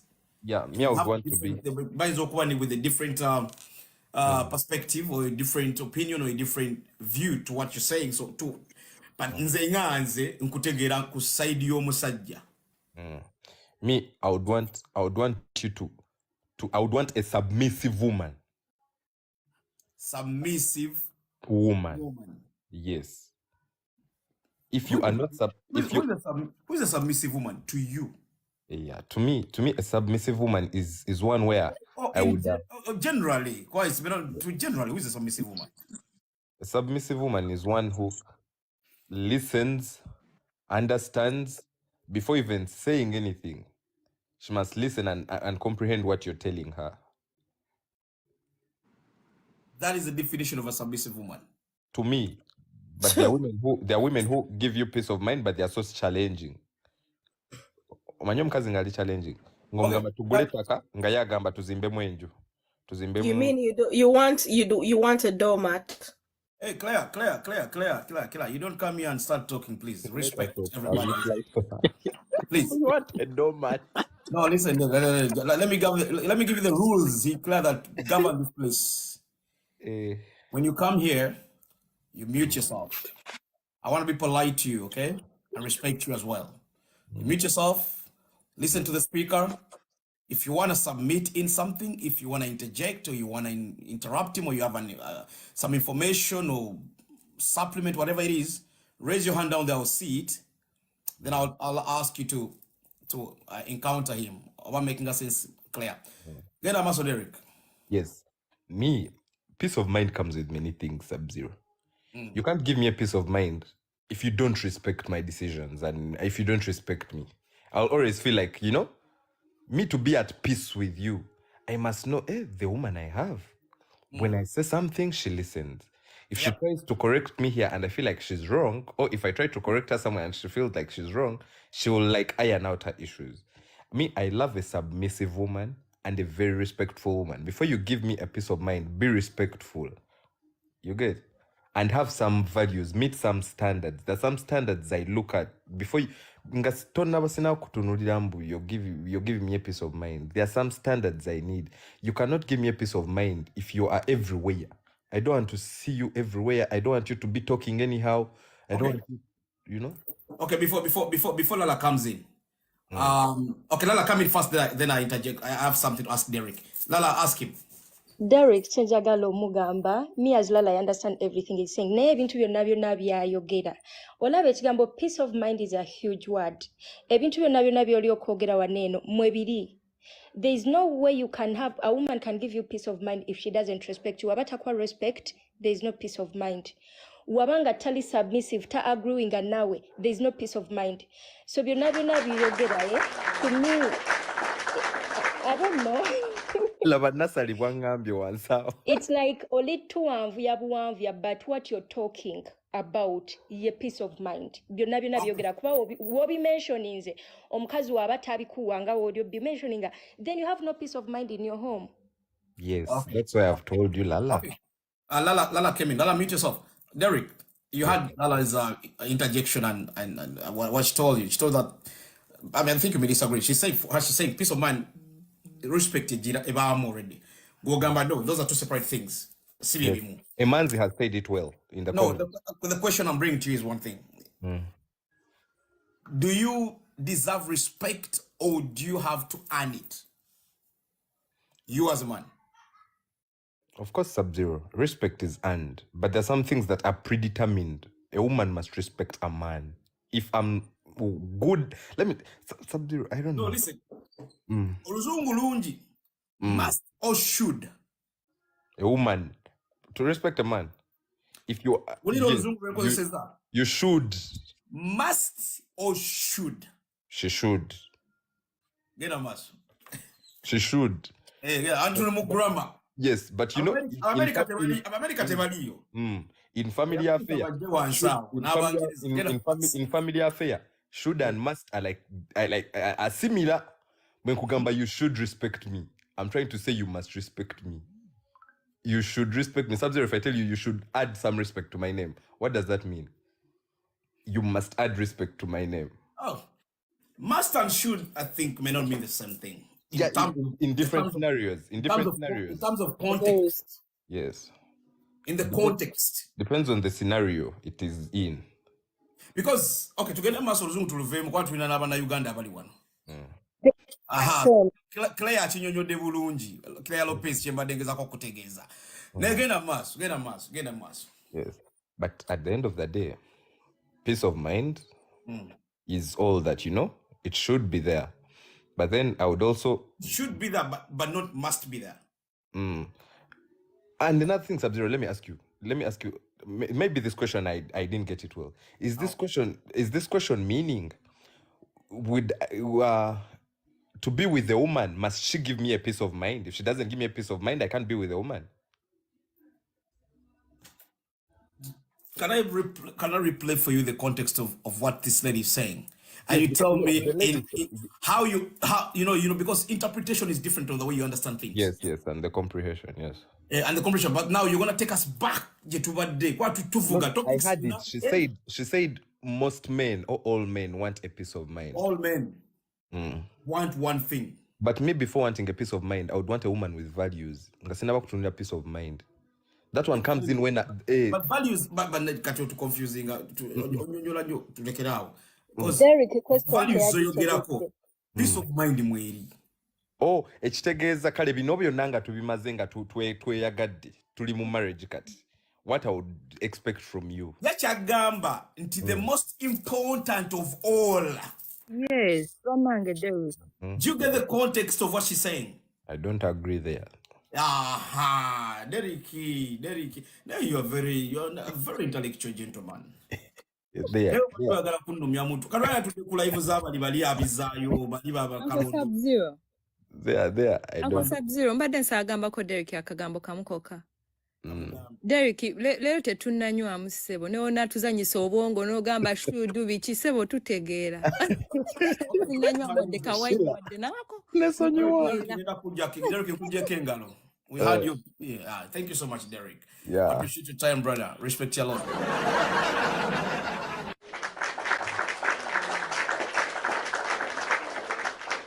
Nyiga akasekane ensembya ya akakuba mu ngalo kabaka kodyo. Okay.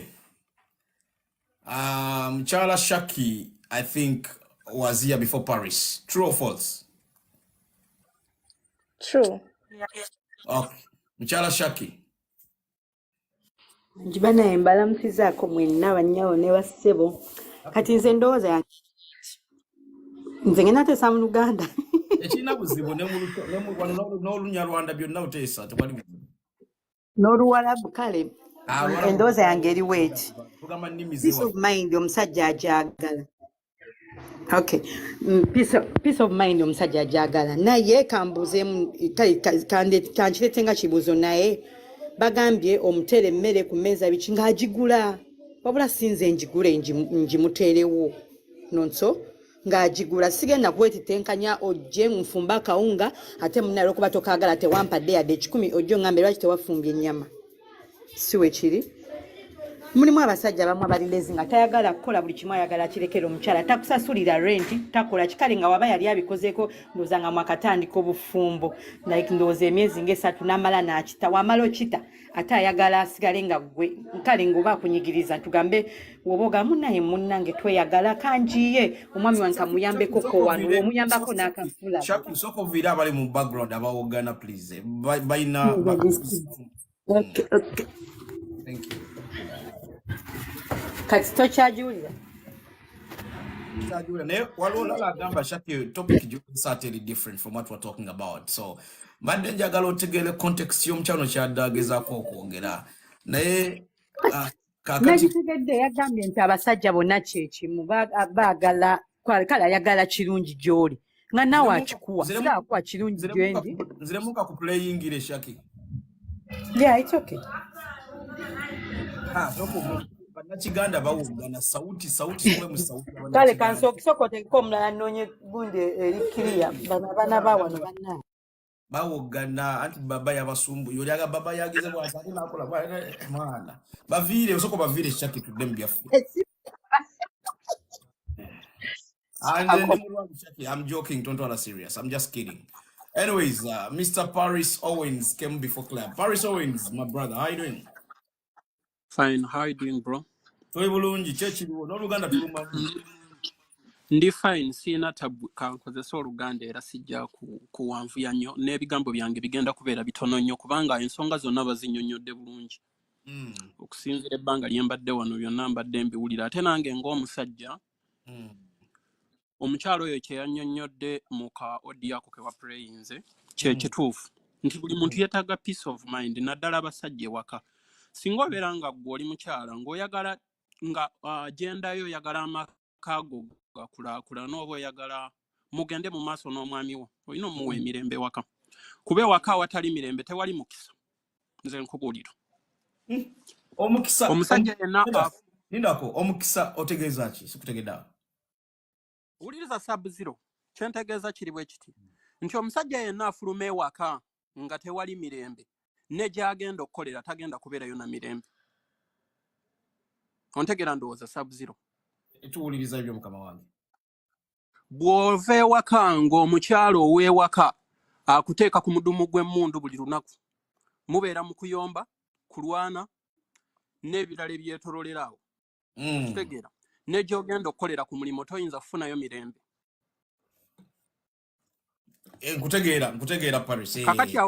Kati awo gwe ng'omusajja onookomawo otya ewaka na buli kimu ng'omukyala bw'akyagala kibeerewo nga gwe omusajja bw'ayagala bibeere nga bitambula bikolebwe kubanga ku mulimo toyinaayo mirembe that means togenda kukola omulimu gujja kukulema.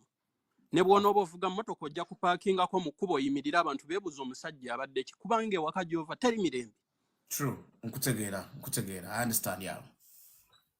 So nze ensonga zange ziri bwe zityo. Sigenda kwogera nnyo leka ndeke abalala bagira bateesa. Oh, thank you so much. Obadde brief and precise, by the way.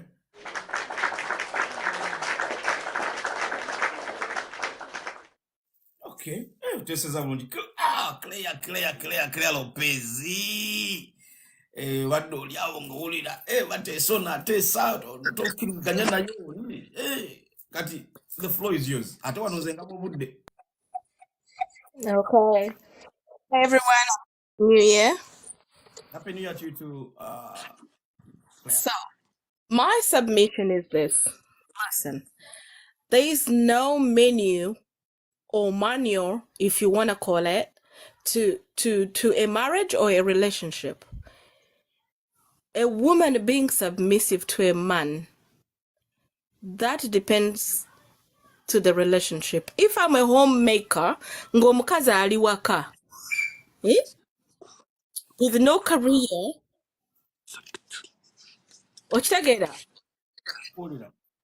nga omukazi asaba ne panti ne paadi ey'omwezi ng'agisaba musajja, you gotta be submissive. 100% I agree with that. Naye nga bwe mba nga I'm bringing in 50% of the income into the household, I am gonna respect my husband 100% kubanga omukazi baakukuza nti omusajja is the head of the household. But when I'm bringing in 50% of the income, we are 50-50. There are things that I'm not going to be submissive to you about. Okay, let's go slow. Now, when you're bringing 50 and your husband 50, there are conditions to the submissiveness you want to give to your man, right? Right. Am I correct? No. There's no conditions to love and relationship. No. It's an understanding. We're talking about submission here first. Okay. Love. The question goes to Claire. Okay. Chogeza kugamba nti submissiveness yo.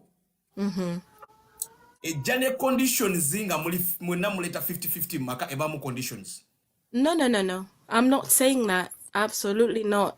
I'm saying there's moments where you have to be submissive to your husband.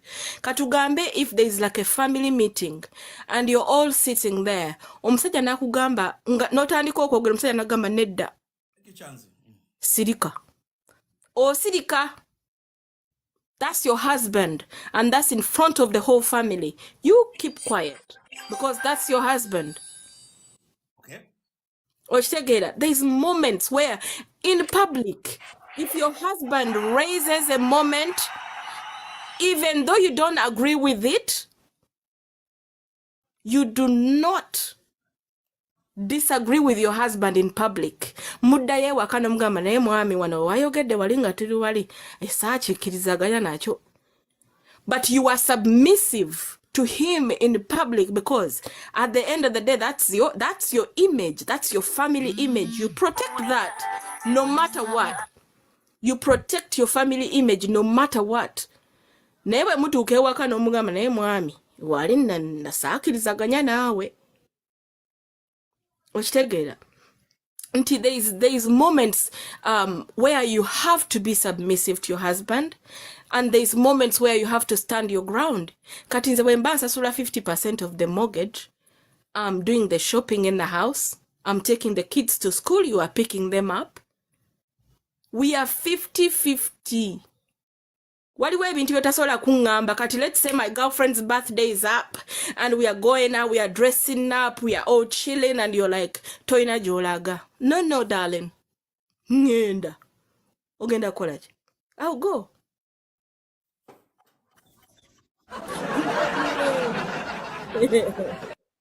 Ena maaso mpulira bibyo baliyeyo. Nedda. Guno omulembe gwe tulimu kati. I'm sorry, but waliwo abaana oba abaami baffe abali mu myaka, I would say 38 and above. Bakulira mu system eri eyedda. Naye guno omulembe nti everybody has the right. Kati nze omwami wange bw'ajja n'aŋŋamba my boys are calling, I'm going tugenda Chingford, we are going to do this. Hey baby, do you want me to pack your bag? Yes, go have fun. You're going for 2 days, genda, enjoy yourself. Aga katonda mu ggulu, lwaki mba mugaana? Can I ask you a question, Claire? Polite. Yeah. Where do you live? I live in London. How long have you been living in London? 21 years. 21 years. Do you have children? I got 2. And a husband, right? And a husband, yeah. I'm listening. Go ahead. Thank you so much for that. Go ahead. We're listening. Okay. So, nti omwami ne bwajja n'aŋŋamba nti nyina gye ndaga for 2 days, my boys. Listen, nyina enamba ya buli omu ate bwe mba mbakubidde mbakubira ku video. Muliwa, what are you doing? Like, there's one time, I'm going to tell you, this is a true story. Like, he came home and told me he was going out with his boys. And I was like, okay, cool. I'm friends with one of his friends' wives. So, nze ne mukazi wa mukwano gwe ne tu planninga. If they are saying they are going here, let's tubagweko nga tebategedde. So they were planning naffe nga tu planninga. So on the second night, when they were there, it was like a golfing thing, tournament situation going on. Netubagwako, me and his friend's wife. And I swear to God, our husbands were just chilling and having a great time. And we surprised them. We all had a great time and we came back home together. So, omusajja yeetaaga mirembe.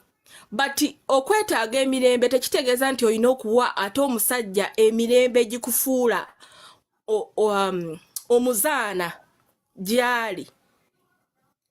Oba ntegerekese? Nti as people are listening, so okay, nti as much as you give your man peace of mind, ate tomuleka kumuwa peace of mind gwe n'ofuuka ekidomola empty. Claire, before you summarize, we go to the next part. Yes. So what you're trying to say is your peace of mind if you're contributing 50-50 but in the household. Your peace of mind is conditional to your husband. It comes in when it benefits you. Or it comes no. Onkute bubi nnyo. Nida kutubuze waliwo I think Muchala Chanzi. I will mute myself. Muchala Chanzi atubulire. Okubanza atakutegedde mu submission yo. Okay, kale. Muchala Chanzi, did I ask her the right questions about Kanaka Sembie one? What is the right questions? But me, how I've understood her is tuve mu byogamba muno we are pretending twogera amazima. Omukyala yenna mulimu kali akateebulizaamu nti wabanga ya providing ng'alina wakwatirako ku bintu byogwe ng'omusajja byolina okuproviding and protect and stuff. Mulimu kali just akalina kyokko agenda okubeerako. She's speaking to that nti agenda even herself kwesanga nti nno ebintu ebimu takurespectinga because alaba ddala yakukwatiddeyo in that way. So kyo kiri just kiri mu butonde. When you lower your level to what you're supposed to be doing as a man, kyo kiri nakyo. Ngenda kuba nga nkugondera, I'm gonna be submissive to you for some minutes, but wenaba nga toli mukukyusa nga you're just that way onfudde wa lubeerera nti nze ndi 50% on your life, then mulimu kali akateebuliza mba nange mukazi yenenera you will find batono nnyo abalimu abagenda mu gundi omanyi n'agamba manyi this is a condition at the moment, even if it takes 5 years, 10 years, I'm going to just do this for my husband because I love him like that. And that also depends on if a man is loving you into submission. Talk about you, men need peace, but to describe in the right question in Nakubera, how can you guys get peace? Don't change. No. I will change out what can you have. Okay, Claire Chayo get there. Listen, relax. Zavuga. This should be the last time you should come on my platform and you change the context of the question, because I think were you here in the beginning? No, I've just come in when I just started giving in the presents. Then you shouldn't change the context of what we're talking about.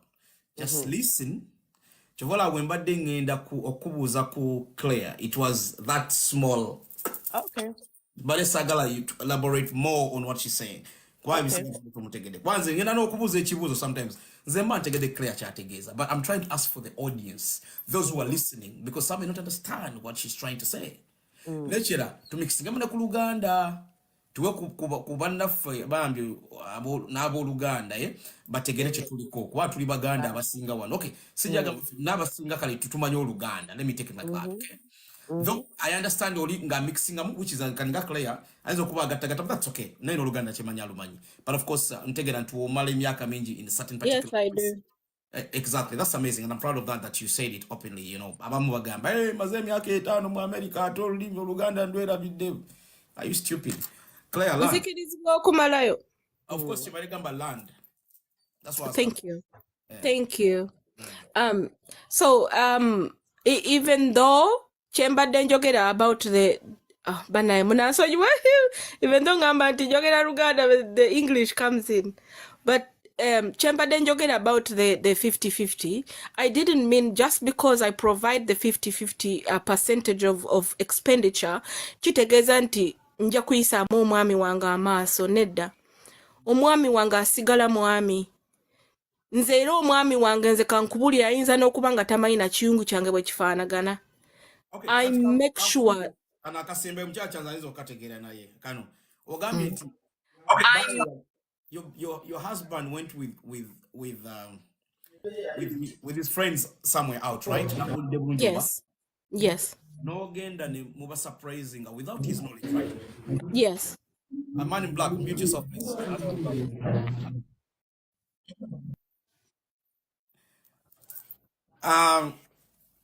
Supposing you would have reacted differently. When you've been with the same partner for over 15 years, you know each other. Mwetegera, mweba mwemanyi. So I knew, even though he would have reacted, he wouldn't have been in public. He would have pretended in public and then privately nangamba chichi chino chokoze, you know? But he would have never done it in private. That's what we do. Would you have apologized to him? Oh my goodness, yes. Because that was the first time I ever did something like that with him. And because it was nearing Valentine's Day, so me and the wife of his best friend, we planned that as a surprise. Okay, thank you so much. Are you and then we go to someone else. Okay, so what I'm trying to say, guys, women, according to your situation, submit to your husbands, but temwemala yonti, you become something where you don't even respect yourself, or okubanti, you have to submit. You submit to your husbands accordingly, but not to an extent where you forget to love yourself or even have respect for yourself. That's all. Okay. Nice to be here. Before you go, the last question I ask you, coming Yeah. to Yeah. Would you like your husband to love you conditionally? Would I like my husband? Whoa, that's a hard question. Why would I want that to happen? No, 100% not. Thank you. You can mute. Thank you. Thank you. Okay. Someone was here before, actually. I'm getting a bit confused. Anigwe tudda ko munyambeko Shila. Kwa chanzie yakajja waggulu, mchala chanzie yakajja waggulu. I think it was Bahati, right? Wasn't it Kim Love? Kim Love. Okay, Kim Love. Yeah. Okay, Kim Love. Unmute yourself, please. Jolly, Kim Love, Jolly. Oli bulungi. Yes, I'm here and I'm good. How are you? Tuli bulungi naye jebala kubula muli butya. Obulamu bulungi mpozi mweyo. Happy New Year to everybody. Napo mwaka omulungi. Ennaku zino esatu omwaka zikuyisiza zitya zitambula bulungi. So far so good, eh? Not really so good. I have issues. Abantu abamu bazimanyiiko, but alhamdulillah obulamu bwe buli kimu kijja kuba bulungi. Okay, alhamdulillah kijja kugwa. Okay. Nsonga ziwulidde. Meanwhile bwe natuukidde wano nasanze empowered yali mu kwogera nga nasanze points ziri ku abasajja kiki kye baagala. I don't know if that is the Kibadde kibuuzo. okay. Ngenda kupulengera ka video n'ekyo omukyala kyanza akawulirize kubanga bazeemu late muko. Then tujja va kuguno omulamu tudde ku mulamu omulala. Then we see what it say.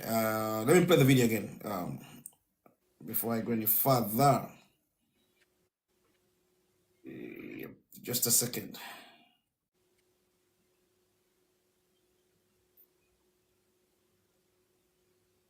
Move speed. Okay. All men want the same thing. Men just want a nice, sweet, supportive woman. You don't even have to be that beautiful. And women can make themselves more beautiful. Like, don't be fat. Like, go to the gym. It's not that difficult. Eat healthy. Not that difficult. You know, you can put a little bit of makeup on, not too much. But ultimately, men just want a supportive, kind, sweet woman. He's going to go out there, take on the world, do all these difficult things, and he just wants to go home and know that there's peace, there's food on the table, the house is clean. It's really not that difficult. All men want the same thing. Men just want a nice, sweet, supportive woman. You don't even have to be that. Was the sound clear? Am I clear, Blunja? Yes, it was clear for me. Okay. Do you agree with her or you disagree with her? I agree with her. Because that is what men want. And you explain in your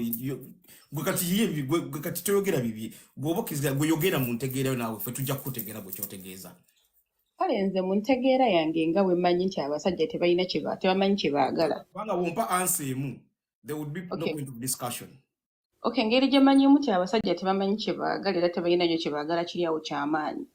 Because at the end of the day abasajja si be bantu abangu bukola ki okugamba nti baagala kino oba baagala kiri, naye bwe tuba twogera ku bintu ebiri general nti abasajja kale baagala kino baagala kiri. What I would say from my own view, kyentowooza abasajja kye abasajja baagala good sex, baagala good food. At the end of the day, bagala peace of mind, bagala total submission. It doesn't matter what you're bringing to the table. Nga girlfriend, yobanga wife. Because at the end of the day, if you choose this guy, okubera boyfriend or husband, era gwe nga girlfriend, you have like roles to play at the end of the day. So you have to submit to him. Si tofudde yoba kikyoleta ku mmeeza oba oleta 50-50. Probably that was your discussing. I don't know if I'm still on track. Love, you're on track. Echa 50-50 ochikubye. Ogambia gochogamba ti abawange ne wabanga ndeta 50-50. Submission, yes, galangeli constant. Yes, galangeli constant. He's my man. Simple embarrass. Kubanga I'm playing my part as a woman. He's also playing his. Tulabika wetuli.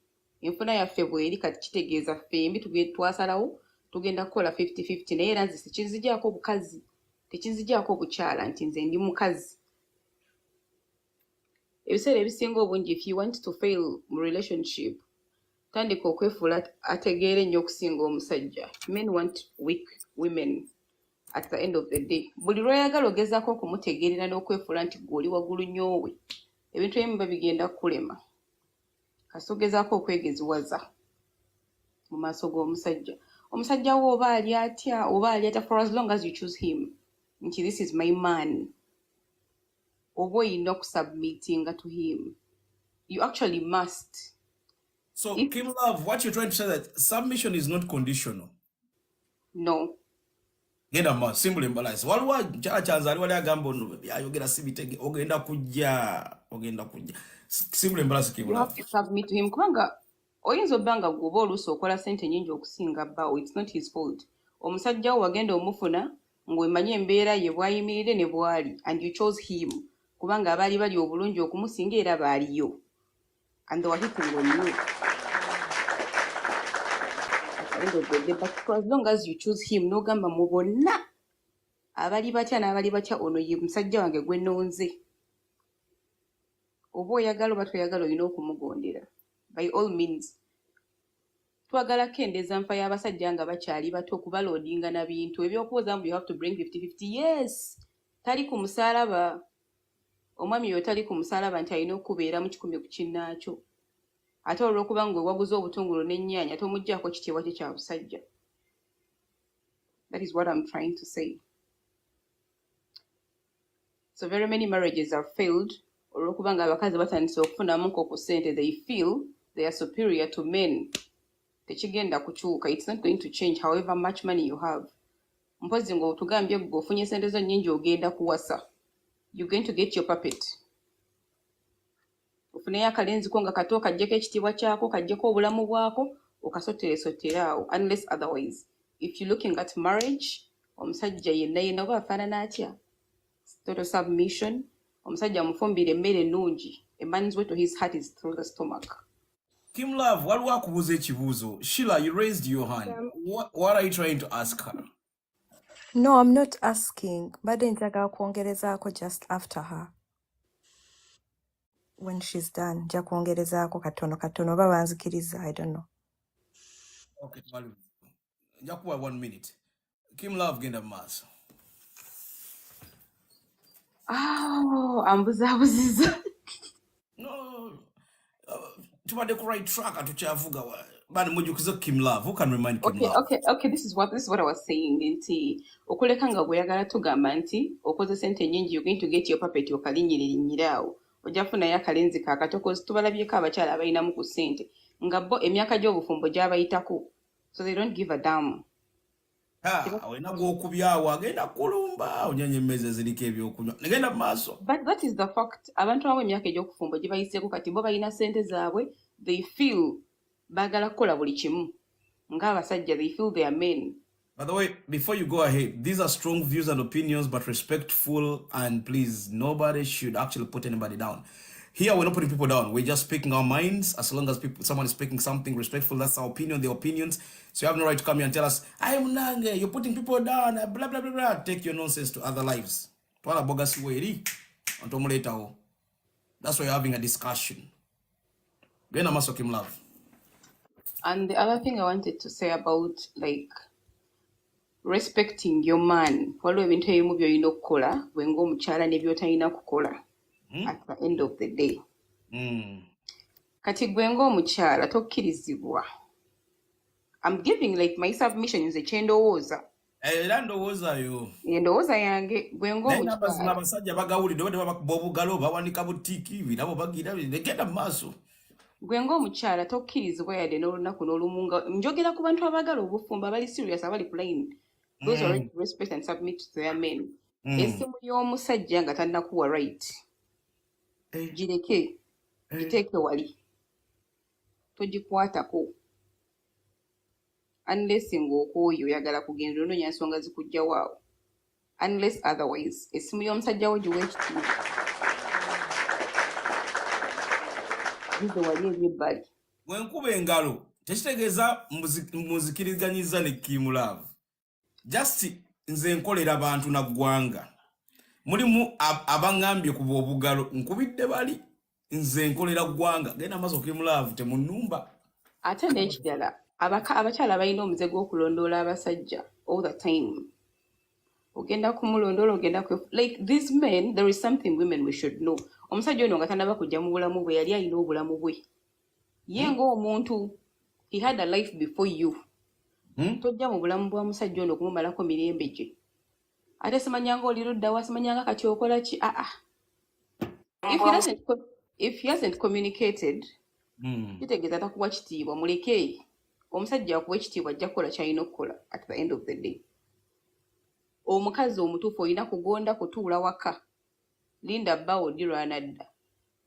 Tolondoola bingi. Claire agamba she has been happily married 17 years. Her husband has all her passwords and she has all his passwords. Genda maaso ye Kim Love agambe kyakikuba. Genda maaso Kim Love. Summarizing nga tugende ku mulala. Okay, kati kyensembayo nga ngamba nti omusajja woba omwagala musabire, pray for him. Kyensobola okugamba, that is my last say kweyo ensonga. Omusajja woba omwagala pray for him kubanga abo tebeewummuza. Thank you. Sala zimala byonna. Essaala era ng'oli mukyala toweerabira maviivi. Ate wabanga atheist. Who is that? Simanyi nnyo Oluzungu. Kale mumanyi Pegani. Okay, yatumanyi Pegani. Ehe. Ate nga ni Pegani mukazi oba musajja? Bawo. Ate nze bba wange wabeera nga Pegani nze nekiŋŋaana kumusabira. Nze musabira. Yes. Katuyanziza. Kale sebo. Mchala Chanzi. Omaliriza Shira soko oleete kasike wadde oyogenda okwongera ka in 1 minute.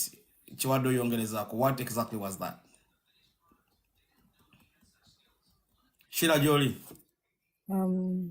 Just nabadde njagala okwongerezaako ku Kim Love byabadde ayogera mumpulira 100%.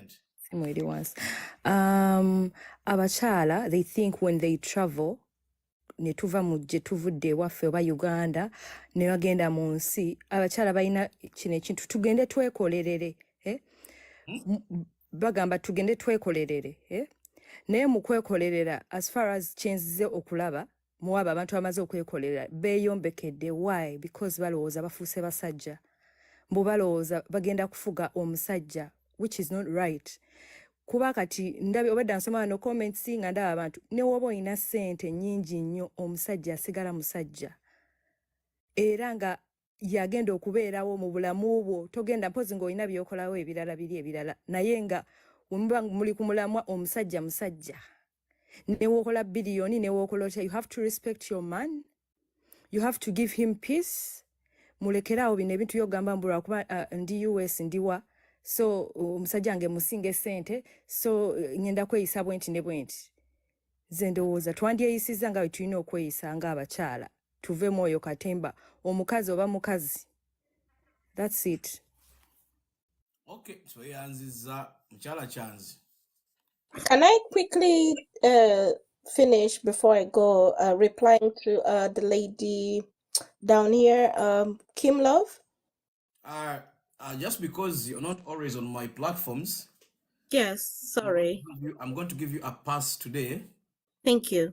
I'm just leaving, so that's why. No, relax. Calm down. Okay.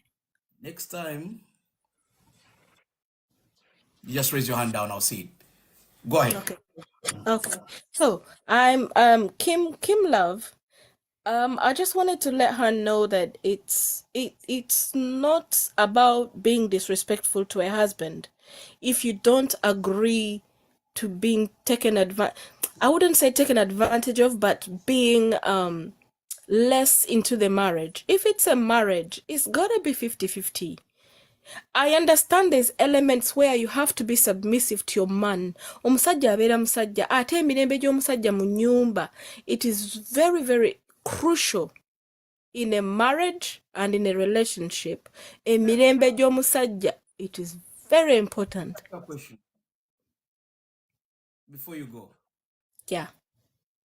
What you're trying to say, I don't know if I'm understanding you correctly. Yes. But what you're trying to say is that your submission is conditional. Listen. To your husband. My submission to my husband. You have to be submissive sometimes. Not sometimes. It's a routine. My submission is the way my husband treats me too.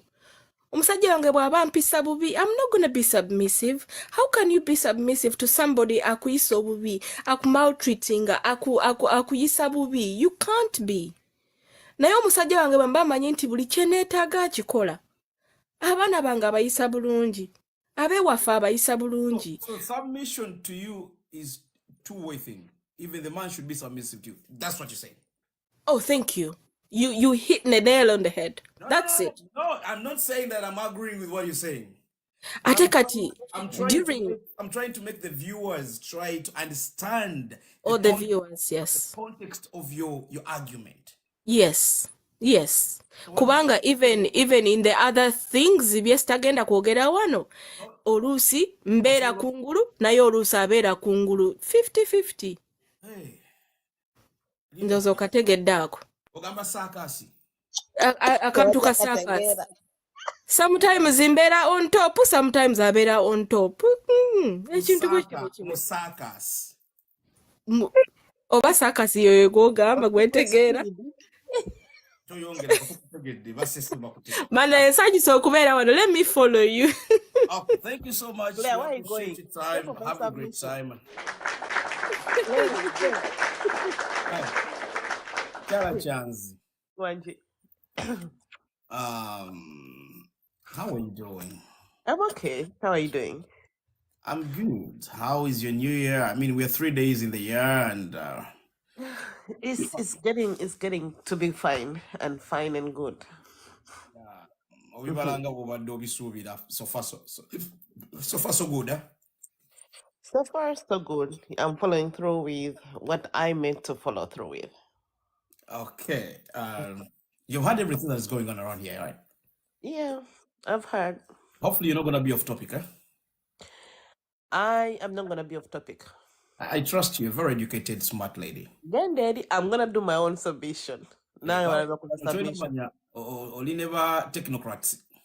My intellectuals, eh? Okay, so wetugamba soul into man needs peace. Kituufu. 100% a man needs peace. Ne, I'm gonna make a counter attack and say, ekintu kyonna kyonna mu bulamu gwe ng'omuntu w'oba tosoose kyewa kiba kizibu nnyo munno oba omuntu omulala kikuwa. So when we say a man needs peace, omanyi waliwo ebintu ebimu bye mukola by'olabirako ddala nga you're just being selfish, nga gwe nnyini olaba nti wano we wali tabbo naye you go ahead n'okikola.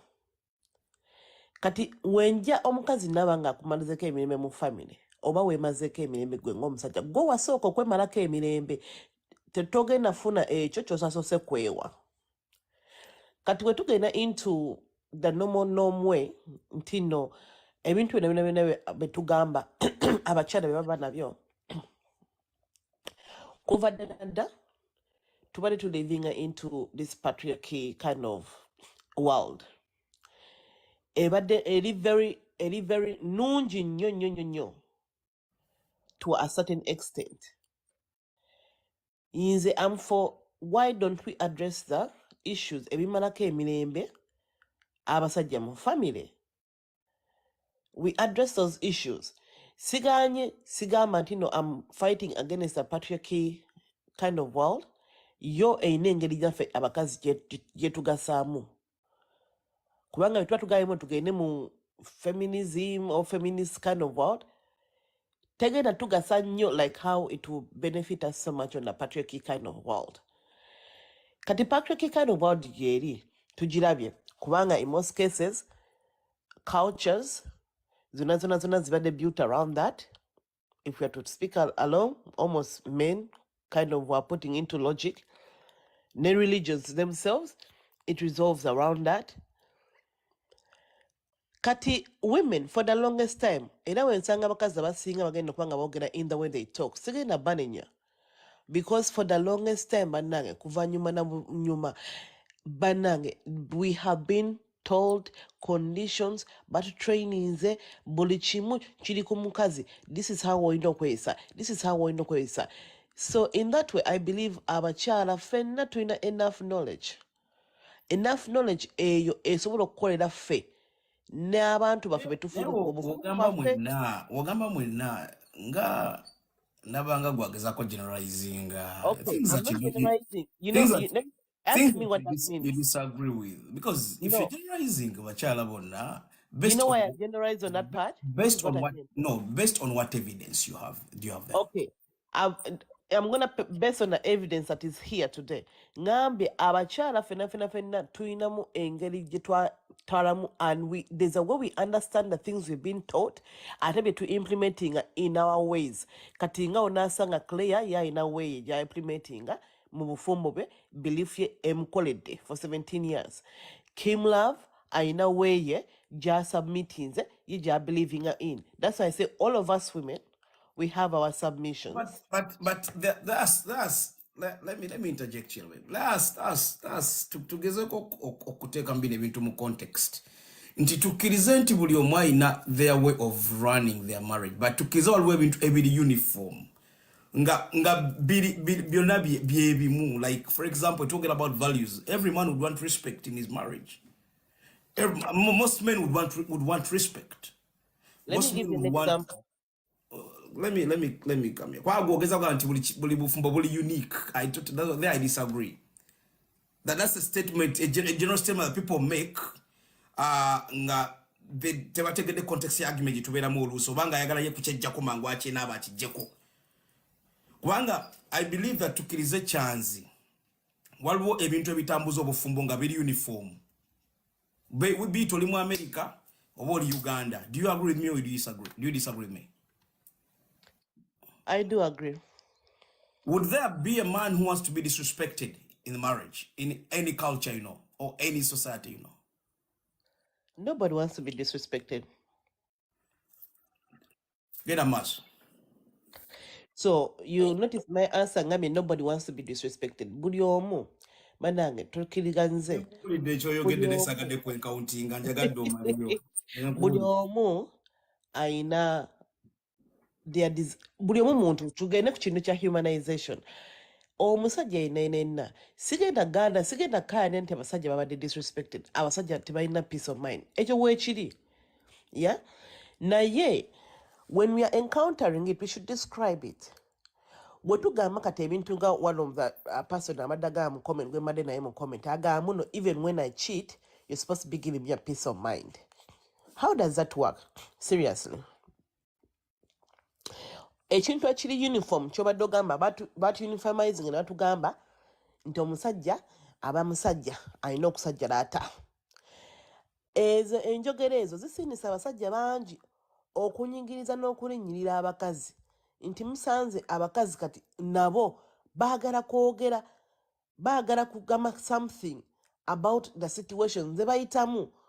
Sinti nkudisrespect nze nga gwe omusajja ne nange nina kyonnyingiriza kyenjagala njogereko. Ekirala, lwaki is it that omukazi waaba agambye bannange kino kinnyingiriza ate kivaayo nekigamba nti ompisizaamu amaaso nti tompadde peace? It's only conditions nti nno omusajja waba atandise okutandika okubaliga. Mwe mugamba nti omusajja aba musajja atandise okubaliga. Okubaliga don't only mean cheating. Nga mwe nyini takuwadde peace of mind. Enjogera ye naye mwe nyini aboggola buboggozi. Nze ng'omukyala mukimanyi tuli emotional. Kati woba oboggola buboggozi kigenda kunseninga in the negative what? Emotions. Nange mba ndi muntu. So when we say peace of mind, you interjected and means Jaco where my point was. But when you say peace of mind, men should love their women into submission. That's what I'm for. Love your woman into submission. Wobatwe omukwano gugenda kuvaawo. That's how we see ebintu bitandika okuba nga biri upside down, tutandise okusikangana, tutandise okukola ki. When a man loves you into submission, toyina nakubuuza, tetugenda nakugenda ku scripts into you have to get off a man's phone, you have to do good food. Abasinga abakazi, our love language is doing good things for our men. When they love you right, ogenda kwesanga ofuse nakamashini waka. Abantu bagambe naye gundi ng'oli mashini nnyo. Omusajja ebyo byonna mukola. Togenda nakuwuliriza ebintu ebyo nebyo. Because for your man, you made that choice. Your man is loving you right. And you're going to give these things even without him asking. Inti impa peace. Impa respect. Why do you feel the need of asking for those things? Men are our leaders. Lead the way and you see how submissive your woman is going to be. Love your woman into submission. Nze wokera kumacha no treating ngombogolya bogolesi oba tonjagadde nange oba nje mu mood kati in this way go also say you're leading otututte era men you drive character, you drive mannerism into families. Netugenda kushinde kyagamba tuliko abasajja balina okubeera conditional nabo. If a woman nga ye empisa ze za busegu just za busegu ziriwe zityo, you as a man, as a leader, set boundaries. Kino netugenda kikola woba ogeyagala banga ogenda kikola mbadde nsaba otambule onviire ogende muleme kubanga mulwanagana. Have boundaries of the man. Bino byagamba muno should a man's love be conditional? Yes, it should be conditional. To me as a man, if you don't have conditions or if you don't have boundaries as you're saying in a conditional way, then to me it don't even make any sense for me to be worth giving you respect. Nandi, I don't wanna. If I'm emotional, I know I'm gonna be out of character. If I'm gonna be out of character, gwengo musajja lwaki osirika bakulinnyeko. Gwengo musajja, lead the way. Have your way of saying. Have your way of saying things in the what? In the family, and things will fall into line. So bino ebintu biri very much mambo jumbled. Naye we tutandika okubuuza question, tubuuza bu question mutono we buti ahe ne tuka tutekamu ziri ka ego kali hagamba nze ndi musajja. If you are a man, you're already a man. You don't have to describe how much you are a man. No. No. Okay. Ogenda maliza kubanga banji abagala okwogera. Amayinza wano ngaba time. Njagala omuntu ensonga ina point najigusa. Let me ask you something. If a man reminds you in the house that he's a man, do you think a chileta out of the blue or alabanga something is not going right and he needs to remind you that, hey, you're crossing the boundaries now. I can see where you're going. Remember who is the man in the house. Do you get my point? I get you. My dear sub, let me even say this in a very, very humble way. When you're crossing the boundaries, be precise and head on, don't beat around the bush. Ngamba you're crossing the boundaries. Chino tetulina chikola. Period. Tukomaawo nkitegere, omusajja wange leero nangambyeko. Olaba leero ayogedde. Nange nina okweddako. Naye kasita otandika okugamba muno, I'm the man in the house. No, there is no reasonable, sensible alpha male that I know of. Agenda okwogera nga gwe bw'oyogera. No. Listen, but alpha male bagenda kwogera nganze wendese context ya reminding you of who is the man in the house. Do you get my point? Nganze. Listen. Nze nganze my type of woman. Omusajja oyo aba tagenda ku receiving an. You know why? Because by the time you start reminding me you're the man in the house, you're not confident in yourself. No. No. Don't interject. I'm also submitting. I know this is a platform, but whenever you interrupt, nzenga host nzikirizibwa interrupting losing points is a fair. Kakati, I told you, you're a very smart lady. And I expect you to actually to like tuza kumanti ponti eja kubula ng'ojogera. No, somehow when the mind is interrupted, it kind of gets off topic. No, but people are interjected and interrupted if someone is trying to bring us some a point of information or maybe a point of correction or maybe a supplement. People are allowed to come in, but I am allowed because it's my life, so I have the right to come in whenever I want to come in. No, when in the middle of the word, saying the middle of the, maybe when the end of the word, then that's okay. Kakati mbadesa ga to going through fourth and kati nze boss one, eh? Do you agree? Yeah, you're the boss because it's your life. No, tokongerako kali nze boss. Ache gamba nti wokongerako, that's what I'm saying, that now that's a woman talk. Olaba waligambye yes you are the boss kubanga bonna abachimanya abaliwo bamanyi live yange. But wokongerako, that is a woman talk. It is a women talk. Until they always end up with words. Ogeza proving a point yo. Kata fa abasajja tetuchirina. Do you get what I mean? Olaba wojifunyemu kati how is it different from what I've been telling you? To omusajja wagenda yongerako I'm the man. Do you see the way you felt right now when you're getting it's not about feeling. No, I don't. It's not about feeling. I was trying to correct you. Olabanti, you've corrected me on that part. Nangi, I'm trying to correct men on that part. You don't have to say, I'm the man. State the thing, gundi. Chonkoze chino, I'm not going to accept it. No, what you're getting over good. Nenda kwe dako. Now, if you have to remind me you're the man, it makes me feel like you're not confident in your role as a man. Anybody again no kujukiza nze musajja nze no kuridinga ebintu byo bitanze okulemagana mu maka. Last question, then we got someone else. It goes to you. Why do you move in with a man that you cannot submit to? You want the submission to grow, to like Do you get my question? Why do you get married to a man that you cannot submit to in the first place? Exactly. Let me point you in this one. That's a very good point.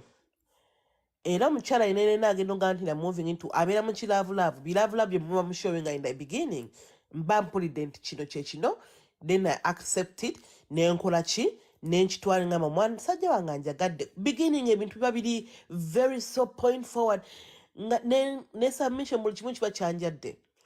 So that I don't even support it. People should move into omuntu making a choice ku muntu gwatagenda ku respecting otagenda ku submitting ato, but along the way life nga webeera ebintu ebimu bikyuka naye even no muntu eyakola Bible abantu abasoma. Let me go back to Bible, even Quran. I think, let me interject a bit with this.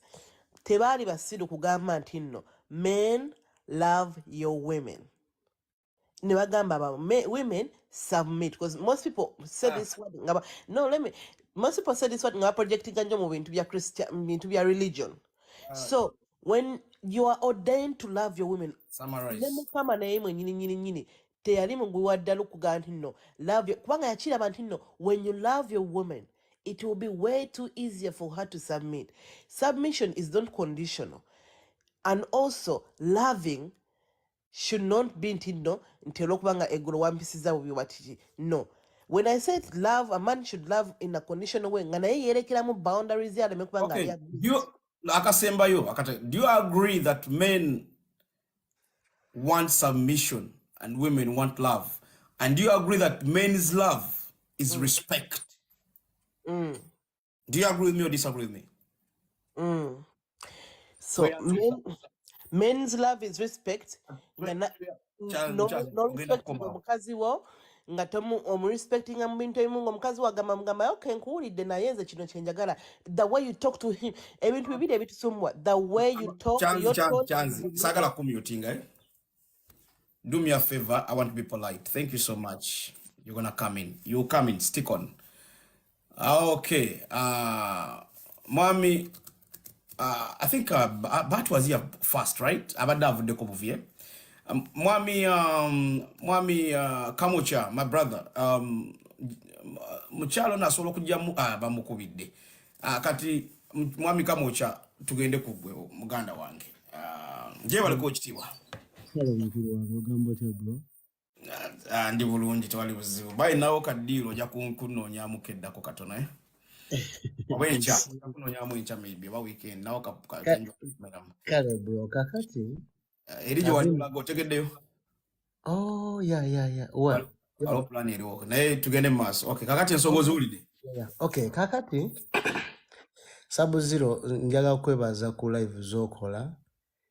By the way, gwe nejjo be basajja bensinga following oba okugoberera ebiteeso bya mubane. Kakati mbadde mpuliriza byonna n'omulamu mbadde nguuliza, naye wadde mbadde nguuliza mbadde nsaba onzirireyo katono ogunkoonereko edda sekendi singa 5 ku 10. Kago kuplaying zigwo mpulira ekyojjeemu ojja kkirizibwa kubanga mukyakyanzi tudivertinze mukanoni twanvuwa naye ze of course nze omuntu mukkiriza okudivertinga mukasobanga tusigala mu line gye tutambuliramu nga gye tulimu okitegeera. Kyengezezaako kyembadde nsaba okunziriramu nti nyina pointi zange ezimu naye mbadde njagala kulaba engeri gyensengesamu n'engeri gye nkirowoozaamu oba zifitinga n'omulamwa oba ne topic oba ne ku kyemwogerako kati. Anti omulamwa gwendeeta. All men want the same thing. Men just want a nice, sweet, supportive woman. You don't even have to be that beautiful. And women can make themselves more beautiful. Like, don't be fat, like, go to the gym. It's not that difficult. Eat healthy, not that difficult. You know, you can put a little bit of makeup on, not too much. But ultimately, men just want a supportive, kind, sweet woman. He's going to go out there, take on the world, do all these difficult things, and he just wants to go home and know that there's peace, there's food on the table, the house is clean. It's really not that difficult. All men want the same thing. Men just want a nice, sweet, supportive woman. You don't even have to be that beautiful. And women can make themselves more beautiful. Like, don't be fat, like, go to the gym. Kabade kiriya oba nkakuddiremu. Kabade kiriya nkwesiga gwe. Kabade kiriya kakati Mr. Sub-Zero nyine ekintu kyenjaga okugamba naye ngenda kukoona ku byaliwo ebyayogerwa n'ebiriwo. Edda buli ayogera ku bufumbo bw'edda oba ku bintu by'edda agamba omusajja yayogeranga yalagiranga wabula teyateesanga. Bwe mwateesanga ye yasalangawo wabula gwe ng'omukazi tewasalangawo. Si bwe kiri? Tuwuliriza byo mukama wange. Okay, muche kikyengeza kugamba bino ebintu biri side zombi. Nti we baleete abakazi bankyogere we bafuna obwogerero ziti bwogerero. Bwe babasembeza bave emabega gye baali but I don't know. Bwe baleeta okubakkiriza eddoboozi liveeyo liwulikike. Osegeera? Nti babajjayo emabega gye baali nti bo tebaasalangawo oba tebaateesanga. Naye bwe babasembeza ate tebasomesa basajja nti n'abakazi babasembeza babeere kyekimu na okay like ekintu kirina okuba nga kiri balanced. Oba nfuna bulungi oba mulamwa kwendi. Bwe nnyonnyola ensonga zo abantu bawuliriza nze mpeereza ggwanga. Okay. Nti bwe babasembeza batandika okuteesa ng'abafumbo abali ababiri marriage man and a woman. Tebakisomesa nnyo basajja kukitegeera bulungi osegeera nti abakazi nabo batandise okubeera ne rights zaabwe ng'abakazi mu bufumbo. Osegeera nti basigala bawaganyala mbwedda omusajja bwe yazaalanga abaana be ne bwe yazaalanga 10 nga bazadde bweru yabaleetanga n'akubagamba shira abo abaana mbazadde bweru baana bange olina obbalabirira. Osegeera nti ye bwe yagendanga ne yazaalira omwana yamuleetanga n'abeerawo n'atamukukweka ate nga tolina kyakkola olina okumukola ki okumulabirira ng'omwana we waka ekitaliiwo. Kati kikyengezako kugamba nti abakazi beerabira loolo zaabwe ng'abakazi ne bajja mu bufumbo ne baagala okufuga. Kale kati kankutereze ku mulamwa gwe tubaddeko. Oli muganda wange obadde otandise ogenda. Omulamwa omukyala kyageza kugamba no gwe playing de. Agamba all men want the same thing. Bye baagala bingi.